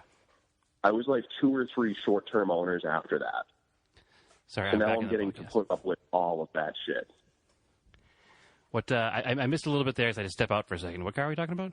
The Porsche. The Porsche. Oh, yes. So there was a time. So I paid $17 for that car. Which at the time was a time when that was a sub $10,000 car. Right. Yeah. Somewhere between when it was adjusted for inflation, sometime between when it was $100 and some $1,000 car and a $10,000 car, some shit happened, and then I bought it when it was a $17,000 car. Yeah. And it's worth a lot more than that now, but the wiring's still the wiring is still $10,000 car wide. Yeah, I will say that I disagree with your plans with that car, and I'm sure you've heard that from everybody in the I also call it the podcast universe. But I get why you're doing it, because it's cool and different. But I think you should get the wiring fixed and drive it as is. Oh, yeah. I mean, I'm going to drive it every step of the way. Once the wiring's fixed, I really want to drive that car and put a ton of miles on it. Yeah, but I just want to when I say cut it up, I don't mean physically do anything that's completely irreversible. Right. But I want to modify it to suit my taste, because it's still a $17,000 car to me. Yeah, it's and not. I don't want to let that. I don't want to let its current value affect my enjoyment of it. Because as soon as I start making decisions well, the car will be worth more to the next guy if I leave this original seat in and this, that, the other thing, then I've already I have the Carrera stripe tattoo. I can never get rid of that car. That's the one thing I have to keep. Well, I agree with your point, because I don't see cars monetarily as a general rule. I mean, I do if it's a car that I'm buying and selling for profit, obviously. But as far as cars that I own myself, I mean, I have an army of Dodge Colts. If I was looking to make a profit car, I wouldn't put a dime into those. I wouldn't even wash that car. You know what I mean? But yeah, if somebody was going to judge me based on, if somebody's going to judge me based on the value of the car I own, I would much rather they judged me on the Stanza than the 911. Than the 911. Yeah, I agree 100%. I have no, we talked earlier about not being supercar fans. Yeah, I'm not a supercar fan, but I'd love to have an NSX, not because it looks like a sports car, just because that's the car that I've always wanted to own and experience. Yeah, it's a tremendous car. Yeah, exactly. That would be my. And if I had $60,000 right now, oh my God, I don't even if I were to buy my current new car, dream car, and new car or new bike, dream bike right now, I'd spend less than $50,000. Yeah, because you're a practical car guy. Yeah. And it's not even that. It'd be a Miata RF Club, ceramic white, Brembo BBS, 6-speed. But I just I don't know. It's really hard for me to get excited about really expensive things, because it's well, I can afford to buy it when it's old and shitty. But I know what happens when you buy it when it's old and shitty and how expensive that is. Yeah, exactly. So I'm I don't know. That's why I just buy things that started cheap when they're really cheap. Yeah. Like your Stanza was never an expensive vehicle, and now you have it now. Yeah, I don't understand how the Stanza is as nice as it is. It was never a special car to anybody. Somebody bought that car because they had to, because it was the thing that did what they wanted it to do as cheaply as possible. Yeah, it's like my 1980 Colt, the brown one. It's a little brown 1980 hatchback. It's just a terrible, awful car. That's a handsome little car. But it's a terrible car. But I love it. Yeah. Yeah. So why does it still exist? I don't know. I just appreciate that it does. It was a good compact car at the time. It was and it wasn't. I mean, I guess it wasn't as good as a Honda. It wasn't as good as a Honda or a Volkswagen. It's true. And so somebody bought it. But if you lived in the Midwest, it's easier to buy a Dodge than a Honda or a Volkswagen, or justify it, right? Probably. Yeah. But the car was bought in Cambridge, so moot point. Oh, yeah, whatever. Yeah. So the year I bought my 911, and when I had my 944 for a little while before that, I would meet all these old guys that had like 356 Speedsters and just like all kinds of really cool much older Porsches that they bought when they were just used cars, when they were just used up sports cars, and they'd been moved on because they were not the hot thing anymore. And just guys talking about like leaving them parked overnight and like meeting their wives in it and like letting their frat buddies take it out for a spin and stuff. And I'm like, I want to be that old guy with stories about like not caring for this thing at all. Like, yeah. But I kept it all these, like I cared about it. Caring for it, but not caring for it. Caring for it, but using it. Yeah, but exactly. That's a much better way to put it. Caring for it, taking care of it, but using it. And just like using it for mundane, everyday shit. And as a result, having some really cool, unexpected adventures in it and having those stories to tell. Because those people are far more interesting to talk to. Like, the saddest thing about the 6 Mile Marauder guy is as much care as he has put into preserving that car, he has absolutely no stories to tell about it. No, not at all. Yeah, I don't understand that at all. Brad's 912E and my stands have become vessels to hold stories. Mm-hmm. To the point where Brad, I think, is considering getting rid of the 912E at some point because he's like, what else can I do with it? Right. Well, you can just enjoy it around town and not worry about stories anymore. Yeah, precisely. Well, that's like the Sapporo with me. It has a great story that it came out of the junkyard. It has a great story that I was shipped across country. And then I've used it to go to Pennsylvania and to New Jersey and to all kinds of other, car events. And the car even caught on fire once I was driving it with the whole family in it, and it's like there's all these stories I have about the car because I use it. And I had this discussion last night with my mother, actually, because we were talking about my father, who will listen to this, I'm sure, and give me crap for even talking about this. But he'll go to a car show, and then my mom will be like, hey, let's go out to dinner somewhere. And he'll be like, all right, let me go home and change cars. Because he doesn't want to park the car at the parking lot of the restaurant. And, I get what he's doing. He really likes his cars clean. He really likes them, dent-free and everything. But it's to the point where I can't get behind that lifestyle of having to worry about it so much that I need to go home and change cars before I go out to dinner. Mm-hmm. Like, the restaurant is, halfway in between. Like, just stop. It's not. Yeah, I mean, like, just park farther. Yeah, and park in a corner spot. There's a trick to it. There's a trick. You back into a corner spot so somebody. Yeah, exactly. You can always find a good spot, or if you're going with somebody, have somebody park next to you. Driver door won't open. Yeah, exactly. And I've just always had the thought where I'm going to use it, I'm going to enjoy it, and I'm not going to worry about it as much as my father always did, because I'll be like, oh yeah, I'll stop on the way home and I'll pick up something for you at say the mall. And he'll be like, well, how are you going to do that? I'm like, I'm going to drive in the parking lot. I'm going to park the car. I'm going to walk into the mall. Well, you can't leave the car in the parking lot at the mall. Yeah, I'm pretty sure I can. It's going to be okay. Yeah. That's exactly what a car was designed to do. There's this huge area in front of a mall. Yeah. And there's these little spots that are marked off. Yeah, they're open to old cars, not only on Wednesday nights to cruise in. You can go there any night of the week. Yeah, precisely. So that's a discussion that I have with my father from time to time. There was a time when I first got my Galant, I was like, the paint's pretty nice on it. Mm-hmm. Which is very nice. And I was like, nice. Man, it'd be nice to like have it repainted, get rid of some of the rock chips, some of the scratches.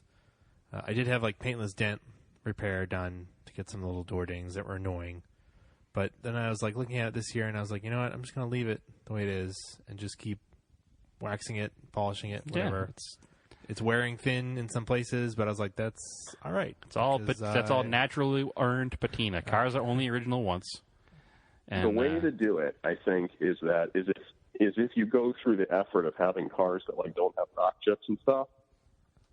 You always have something that's like my Stanza. You've always got like and that's like the goal I have. The goal I have is to have all of the cars I really love and want to keep really nice and in really, really good shape.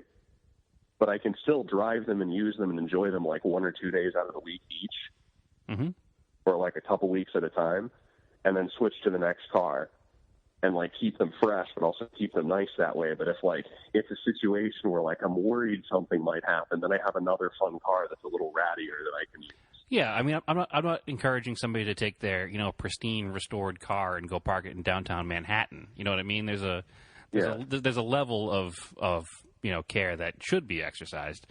But I mean, if you have a nice old car and you happen to be driving through New York and you want to stop, I bet you can find a spot in Manhattan too. But I mean, just be careful. I mean, it's just cars are meant to be used.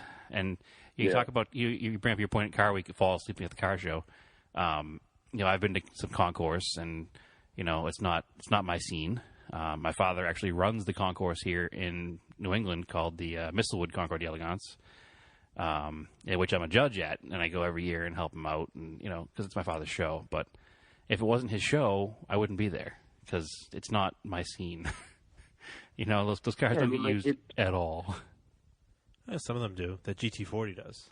Yeah, well, some of them do, of course, but the majority of them don't, and the crowd is not a super friendly car enthusiast crowd. It's a lot more of a blue chip investment piece kind of crowd. Yeah. So that's not me. Yeah, so I mean, like, I always see stuff at concourse and I'm like really, really excited about. But like Myron Burness, who's like like my hero. He's like 10 minutes from me. Right, and if I ever get out there, you need to introduce me to him and just be like, hey, this guy drives an NSU, and he'll be like, all right, you're in. Yeah. I think, honestly, Myron's the kind of guy that the Sapporo would get you, like, way farther with him. Oh, you think so? Like, he's never been, like, more excited about any of my cars than he has been about my Stanza, which makes me really happy, which is like, oh, this is why we're friends. Yeah, no, he's like very, like, everybody I know is incredibly protective of that car. Like, I've made reference of, like, putting a set of Enki 92s on. Hey, Ollie, stop it. I stopped petting my dog there, sorry. Sorry. Like, putting Enki 92s on it, and I ended up just putting Meb hubcaps on it because I heard so much backlash on that. And I'm like, man. What, was there so much backlash? Or was it just Brian Thompson? Well, it was Brian Thompson and Myron were like, fucking don't. Okay.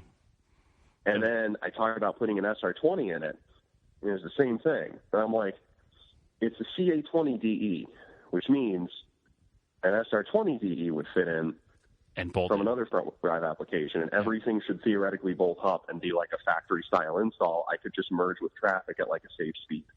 Right. I get their point, and that's my point with like the Sapporo, where I would love to put a faster motor in it, and I know I could do it without cutting the car up. But then I get to the point where I'm like, part of this car is just the experience of having the car the way it was intended to be. Yeah. So it's not getting a 5-speed swap. It's not getting a 4G63. It's just going to be a slow cruiser. Yeah. But the funny thing is that the reason I want to put an SR20 in the Stanza is not to go fast, but to use it more. Right.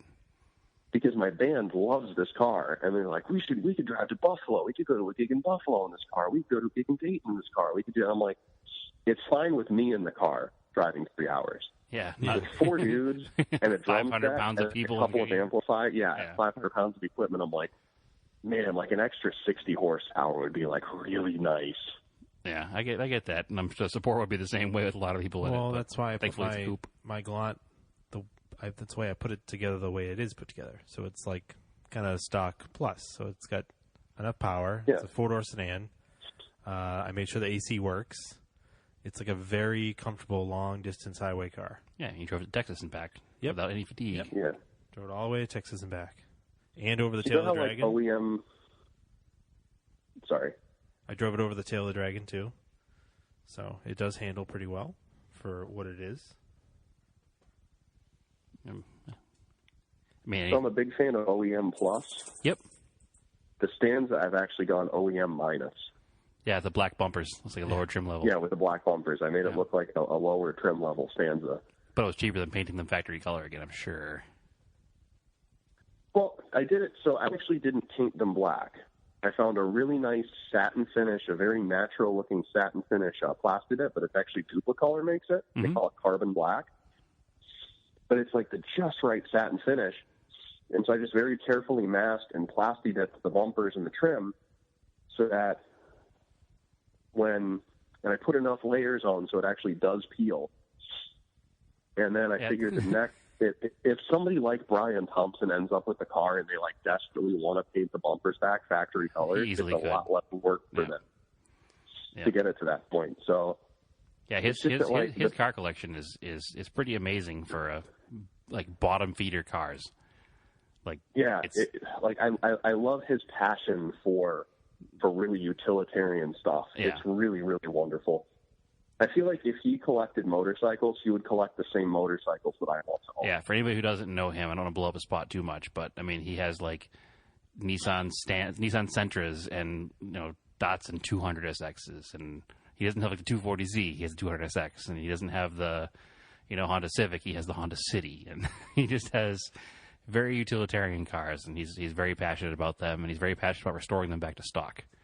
Like his Tercel SR5 is like awe-inspiring restoration. I was talking to him before he did the upholstery on the Tercel.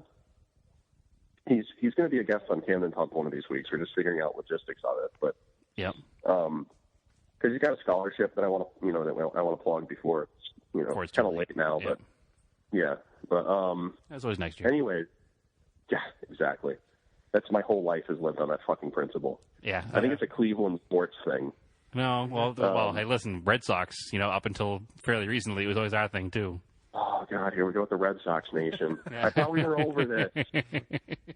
We're never going to be over it. We get it. Yeah. We heard you. Hey, listen, I'm not being a braggart. I'm just saying we suffered for a long time, so I get it. But listen, Boston suffered for a long time with a lot of really bad sports teams, and they've had this like 10 to 15 year run of like amazingness. There's going to be a dry spell someday. Yeah, the dry spell's right now. It's inevitable. Yeah. Well, here's the thing: is like the Cavs championship, which is a very sore spot over here in Boston. Yeah, it's whatever. But everybody gets one. We got it's not even a 10 to 15 year run. It was like a 10 to 15 minute run for us. Yeah. And I think I know for a fact, especially because LeBron is from Akron. Yeah.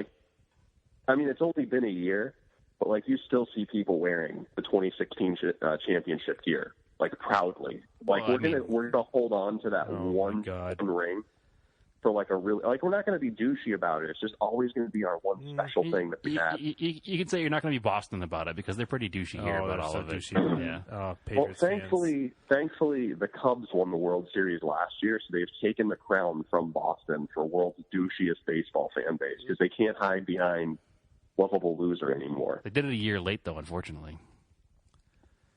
That's true. They did.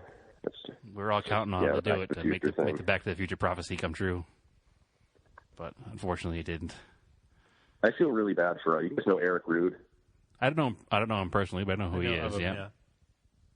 But he's a White Sox fan. Oh, I'm sorry. So he's really clued me into the whole scene of Chicago. Mm-hmm. So it's there's a lot more similarities between the worst of the worst of Red Sox fans and the worst of Cubs fans that are kind of interesting to me. So, yeah. So I think the Cubs have taken that. I think you can actually hold your head high as a Red Sox fan again and not worry that people are going to think you're a bandwagon douche canoe. Well, we here at the Auto Off Topic podcast are casual sports observers. Yeah. So we're not bandwagon douche canoes at all. I'll watch a championship game. Yeah. I mean, I'm a little more into it than Andrew is, but we're not really. We're not. What's the bad joke? Sports ball people. Yeah. Yeah. Oh my God, those people are almost worse than the people that are obsessed. The anti? No, the sports ball guys. Oh, okay. They're sports ball, better score a point. We get it. You don't watch. Cool. Yeah, exactly. Yeah, I watch more basketball than anything. Atheist people on Facebook. It's I've never seen somebody so militant. What's the word I'm looking for here? I've never seen somebody so excited about something they don't believe in. Yeah. I really don't like automatic transmissions, and you don't see me posting about it. I'm just I don't like automatics. Let people enjoy things. Yeah. Well, I don't like them, so I don't buy them. That's how it works. Yeah. There's one. There's one that I would buy, and you know what it is. Sapporo. Yes, I don't, but there's some cars that only come with them, and I like the whole rest of the car, so I just ignore the automatic transmission. Well, that's the thing with old cars is you buy the car, you buy the best example you can find, and sometimes the only one you can find. And in the case of the Sapporo, it was an automatic, so it is what it is. It's a terrible automatic too. Like it's a really bad automatic transmission. It really sucks all the fun out of the car. That's where I am with the BMW, the 530i.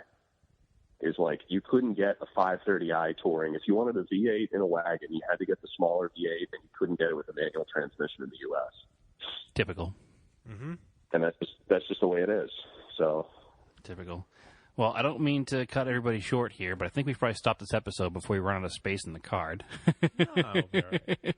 We're closing in on 2 hours in here, I think. Oh, yeah, shoot. Okay. Yeah, so we should probably stop this. Nobody's going to listen to our drivel for 3 hours. But, Cam, we definitely, a couple things, want to have you back on again. Yep. All right. If you're ever in the East Coast area, which to those that podcast on the West Coast, Cam is not on the East Coast. He's definitely in the middle of the country. Yep. I'm east of you, but still like a long-ass ways away. Right, like I was super irritated when they were talking about doing an East Coast version of Radwood. They're like, we're going to do it in Detroit. And I'm like, you mother, that's not East Coast. That is a solid 20-hour drive for me. So basically Detroit is like, that's the difference between, I'm never going out there, and, that's just out of reach. Yeah. Either way, you're not going. Yeah, well, I'd probably go because I've driven. Right. I drove 6.5 hours to New Jersey this weekend to go to Mitsubishi Owners Day, which is a bunch of brand new Lancers and terrible paid jobs. So I mean, if there were to be some sort of Radwood-esque event in Detroit that may or may not happen at some point in the future, and that may or may not be part of the reason I want to get all of my cars together and running and safe and driving. I extend the offer to everyone that I can't drive like 6 or 7 cars myself. Right. So there are more than enough cars for people to drive if they want to come and stay with me and help me bring cars to wherever Radwood ends up being. Wherever the quote-unquote East Coast Radwood ends up being. It is a drivable distance for us, though. It is drivable, yeah. But, I mean, hey, it's easier. That's Detroit, 8 hours? More than that. Yeah, Pittsburgh's like 8 hours. Yeah, it's more like 20. All right. It's a good distance, but it's doable. Because I think where Cam is like a 16-hour drive for us. Yeah, or it's like, well, do you guys live close enough to an airport that's a hub? Yes. Yeah, we live 20 minutes from Logan, which is Boston. Yeah. Exactly. Yeah. Okay. So Logan, I bet there's flights from Logan to Akron-Canton Regional. Mm-hmm. And if that's the case, instead of bringing a car, just buy like $100 and some plane ticket. Yeah, they probably fly to Akron-Canton. We're also like 35 minutes from Manchester Airport in New Hampshire, which has got a lot of weird flights to places like that. Yeah, so that would almost make more sense. It's just fly. It would make more sense, Cam, but I'm stupid. You want to bring your own car. Well, not only that, not just that, but I enjoy driving long distances for no apparent reasons. That's not stupid. I mean, that's perfectly understandable. I want to drive in every state in the United States. So I'm about halfway there. There's a lot of really good roads around me too. So yeah, same thing out here. If you're ever out here, we have we can take you all. New Hampshire mountain roads. The East Coast, like Connecticut, Massachusetts. More further north. Of Vermont than I've been. No, Vermont. There's some amazing roads. Vermont has some amazing roads. Vermont has some amazing roads, and I feel like they will fry you in the electric chair if you do 26 to 25. No, it's not that way at all. No, because some of the northern towns, there's no police. It's too desolate, so they'll have like constables. So you can you can do whatever you want. Yeah, essentially. I've hustled between towns up there pretty fast at night to try to get to where I need to be. quote unquote, hustled at night. Yeah. Didn't really happen. Really happened. See, Ohio works on the opposite principle, so I expect everywhere to work like this, where like, we have cops for the sole purpose of writing frivolous speeding tickets. No, so Vermont's pretty chill. Anywhere in northern New England where the towns are spread out and there's very few people, they're pretty chill. And if they do catch you speeding, a lot of times they're just like, hey, unless you're in the downtown area, because the way it's set up there is there'll be like 30 miles in between two towns, and it'll be a 55, 60 mile an hour road. But when you get to the town, it's a 25 mile an hour road because it's all condensed in that one little area. For a minute and a half. Right. As you travel through this town. In those towns, you'll get a ticket. But you're an asshole if you're driving 60 miles an hour through that town because it's very densely packed. But the second you get out of it, the speed limit goes back up to 55, and you're doing 75, and you're having a blast. So it's nice. definitely some of the best driving around. So we're actually, I'd love to actually move to Vermont if it didn't snow so much. But whatever. Anyway, so Cam, it was wonderful to have you on. We'll definitely do this again. Maybe we can even get Brad to come on sometime. And Brad is yeah, he's already volunteered to come on. We just gotta schedule it right. Yes, I've considered taking him up on his offer to fix the truck and then drive it away. Yeah. You should. It's actually it's nice. I mean, for by our standards, it's a super nice truck. Yeah, it's super solid. Yeah. I mean, I considered, I'm like, man, if I plan that right, I could roll up with all the right parts. I could make some really cool story out of it. And, I don't know. Yeah. And then, if I planned it in just the right way and hopefully, Bonneville still exists. I could drive it to Bonneville because I've never been there. That would be kind of a cool thing to That's drive. Not true. We went to Bonneville once. Where? We went to the Salt Flats. No, we didn't drive to Bonneville Salt Flats. We drove to the Great Salt Lake. Yes. Yeah. The Salt, I believe they're out in the middle of nowhere in Utah. But you get what I'm saying. I could go from Nevada, drive there. That'd be really cool. And then, drive to California or something. Just there's some options there for doing something cool with that. Something cool and stupid. Yeah. I like it. Something adventurous. It's not stupid. It's adventurous. Yeah. No, adventure's the way to go. Yeah. That's why we have 4x4 trucks now. That's true. Which is what Cam needs to get next, so we can go 4x4. Cam, you still there? Yeah, I'm still here. All right, excellent. Anyway, well, thanks for coming on. We'll definitely do it again. And like I said, I'll let you know if I wind up out in Ohio the next week or so, because it may happen. I might be passing. Awesome. Please. Might be passing through to pick up a car. Not sure yet. Stop in for a beer. Or 10. Yes. I mean, I have currently somewhere between 40 and 50 Rolling Rocks. I will bring my own beer then. No offense. Wow. Hey, listen. Rough fucking crowd. Listen, man. we can be complete, total. Other people around here can be complete and total Red Sox dicks, but I'm a total beer snob. Bring them some Narragansetts. It's the same thing. Yeah, it's like an East Coast Rolling Rock. Yeah. You guys get Genesee out there? We don't. No, that doesn't. Okay. That's a good thing. You're not missing anything. Yeah, that gets to New Jersey. It doesn't come any further north from there. We just got Yinling 3 years ago, and people went nuts for that. Right, and they realized it was terrible. So I don't love Yingling. So I love good beers, but for cheap piss beers, I'm just I like Rolling Rock's not as good as it used to be, but it's just it's the least offensive cheap piss beer. Yeah, well, I'll bring some Narragansett out so you can have some. That's our non-offensive cheap piss beer. Yeah. So anyway. I'll try it. I mean, it's just it's one of those things like Applebee's. I got in this whole thing on Applebee's on Facebook. I don't understand how I can understand why you wouldn't like it, but I don't understand why people have such an attitude about hating it so much. How do you hate fucking microwave dinners? Yeah, exactly. Yeah, it's it tastes fine, but it doesn't taste good. I don't hate it. I just choose not to go there. Yeah. It's like hating the color white. That's a very topical. I hate white cars. It's a very topical discussion right now. But yeah, also Narragansett has the throwback cans all the time to the can from Jaws. Oh, cool. Yeah. So in the movie Jaws, when the Captain Quint drinks, he chugs the beer and then crushes it, that is a Narragansett beer, and that is the can livery that they brought back. Yeah, they bring it back once a year. All right, the anniversary of the movie. Narragansett, if you can bring me retro bottles or cans. Oh yeah, the cans. Please do that. Yeah. That would make me really happy. Yeah, it's a retro can, and the case it comes in says "Crush It Like Quint" on it. Yes. Nice. And actually, we have man. We have a local theater here that does on the anniversary every year. They have a party, and it's sponsored by Narragansett, and it's one of those theaters that does it's like a dinner theater. And they have the movie playing, and when that scene comes up, everybody stands up and chugs the beer and crushes the can. So. Oh, that's cool. We're pretty into it out here in the East Coast. Yeah. I love little regional stuff that happens like that, and then moving to a new place and discovering the cool regional thing your place has. Oh, absolutely. Absolutely. That goes right with being, a dick Red Sox fan. It's just a regional thing, Yeah, yeah. You ever go to You ever go to a Red Sox game and everybody sings "Sweet Caroline" in the seventh inning? It's super annoying, but it's endearing because it's our thing. Jaws is I don't think the dick Red Sox fan thing really applies to people that actually live in the East, the New England area. Oh no, it does. Yeah, I think it's a lot worse when it's somebody who lives if you live in Milwaukee and you've lived in Milwaukee your entire life and you started wearing a Red Sox hat because they were winning instead of a Brewers hat. Okay, I get that. Just die.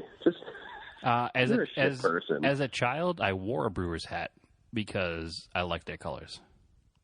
Okay. The blue and gold. I got to ask, how do you feel about Roger Clemens? I'm indifferent. I don't hold any hatred towards things that were done. Yeah, back in the day, he was a pretty good guy. I mean, he never brought us any championships, so he can do whatever he wants. But he never got a championship in Boston. Had to go somewhere and do something. You know what I mean? Yeah. Yeah. Had to keep chasing that dragon. Come on, touch me. Yeah, I don't have any hate on that. Same with Paul Pierce and the Celtics. He decided to not finish his career here for some reason, and he left. It is what it is. That's how sports works. I gotta ask about Celtics basketball. We're not still recording, are we? We are still recording. Yeah, actually. Fine. Oh, okay. Man, everybody's tuned out because of sports talk. That's okay. The whole situation with Isaiah Len Thomas? Bias. There's the Len Bias thing that brought up every fucking draft season, like Christmas decorations. No. Okay. No, especially not lately because this year, they had the first and second round draft picks this year. The Celtics did. Now I've tuned out. Yeah, so it's not really at all. The only thing that got old around here is anything bad that happens in Cleveland sports that's almost a good thing. Shitty Cleveland sports talk radio will drag it out. Oh, we have everything is related to Bill Buckner out here. Oh, really? Everything bad is Bill Funny Buckner. Story. Again, back when they were worthless cars, back when it was a $30,000 car, a $35,000 car, Bill Buckner's 930 was for sale. Oh, really? Yeah. And I looked at it, and I seriously considered trying to figure out how to get the money to buy that car, and I really wish I would have. Yeah, because that car would probably worth something even more than a regular 930 now, just because of the stupid story behind it. That was a big deal. The ball through the legs like that. And Bill Buckner's one of the best first basemen the Red Sox have ever had in history. And one bad play. Hell of a career sunk by one bad play. Hey, it all happens. One bad play that, if you look at how the series actually went down, had no fucking impact on how that series went down. In the grand scheme of things, maybe. It was a momentum shift. My mom tells me stories of her crying afterwards. They were so close. I guess I don't know. Yeah. Well, let's end this podcast so we can carry on. If we carry on with our lives here. The last time I cried was after Game 7 last year. After Eddie fucking Vedder's baptizing himself in home plate soil. Fucking every other grunge guy dies, and Eddie Vedder is still walking the earth. Yes, he is. No justice in this world. I don't wish death upon the Fuck man. Eddie Vedder. I don't wish death upon the man, but I do wish that Chris Cornell could come back. So put it that way. If I knew Chris Cornell was also going to take away Chester Bennington. Yeah, I don't get the Chester. I would trade both of them in a fucking heartbeat for Eddie Vedder. I would trade the guy that killed himself from Milli Vanilli for Eddie Vedder. I didn't even know one of those guys killed himself. I don't blame him, but I didn't know he did it. Anyway, where can we find you on social media, Cam? I'm sorry. I'm on Instagram at Cam VanDerHorst. I write for rideapart.com. I write for any number of internet brands' websites, Mustang forums, the Mustang Source, Ford Truck Enthusiast, HD forums. I do a lot on HD forums. That's for Harley Davidson. Yeah, that's for Blub Blub bikes. Forum. What's that? I said for Blub Blub bikes. Yeah, blah, blah, blah, blah, blah. Man, they have a lot of websites, and I write for a lot of them. Excellent. But where, most importantly, can we find you? The Camden Tub Podcast. Excellent. Yes. I don't say Fridays and Tuesdays currently, but we're typically Fridays and Tuesdays. Yeah, Brad's schedule right now is screwing that up a little bit, I think. Brad's schedule's screwing up, and he's still mad at me for not having seen Baby Driver yet. I also haven't seen Baby Driver, so we got that going for us. Yeah, I mean, we can trade Brad's. Andrew, have you seen Baby Driver? I have. Okay, new podcast. My new Brad is your old Brad, and my old Brad is your new Brad. And we're just going to continue along like nothing happened. We'll just call it Camden Brad, and nobody will ever understand what happened. They both have beards. Yeah, all right. We're both, as Brad says, large men with beards. Yes. Large man. So I'm a large man. I'm a medium husky. Anyway, well, thank you for joining us. We will talk to you soon. You can find the podcast at Auto Off Topic Podcast on Facebook, Auto Off Topic on Instagram. You can follow me, Race and Anger on Instagram. You can email us at autoofftopic@gmail.com. And Brad, if anybody's still listening after this 2-hour diatribe of Red Sox baseball and that's why it's called Auto Off Topic. That's true. It's very true. You can find me at TSISS350. And you can follow me at Vintage Imports of New England on Facebook and Instagram. All right. Good night, all. Keep your cars analog.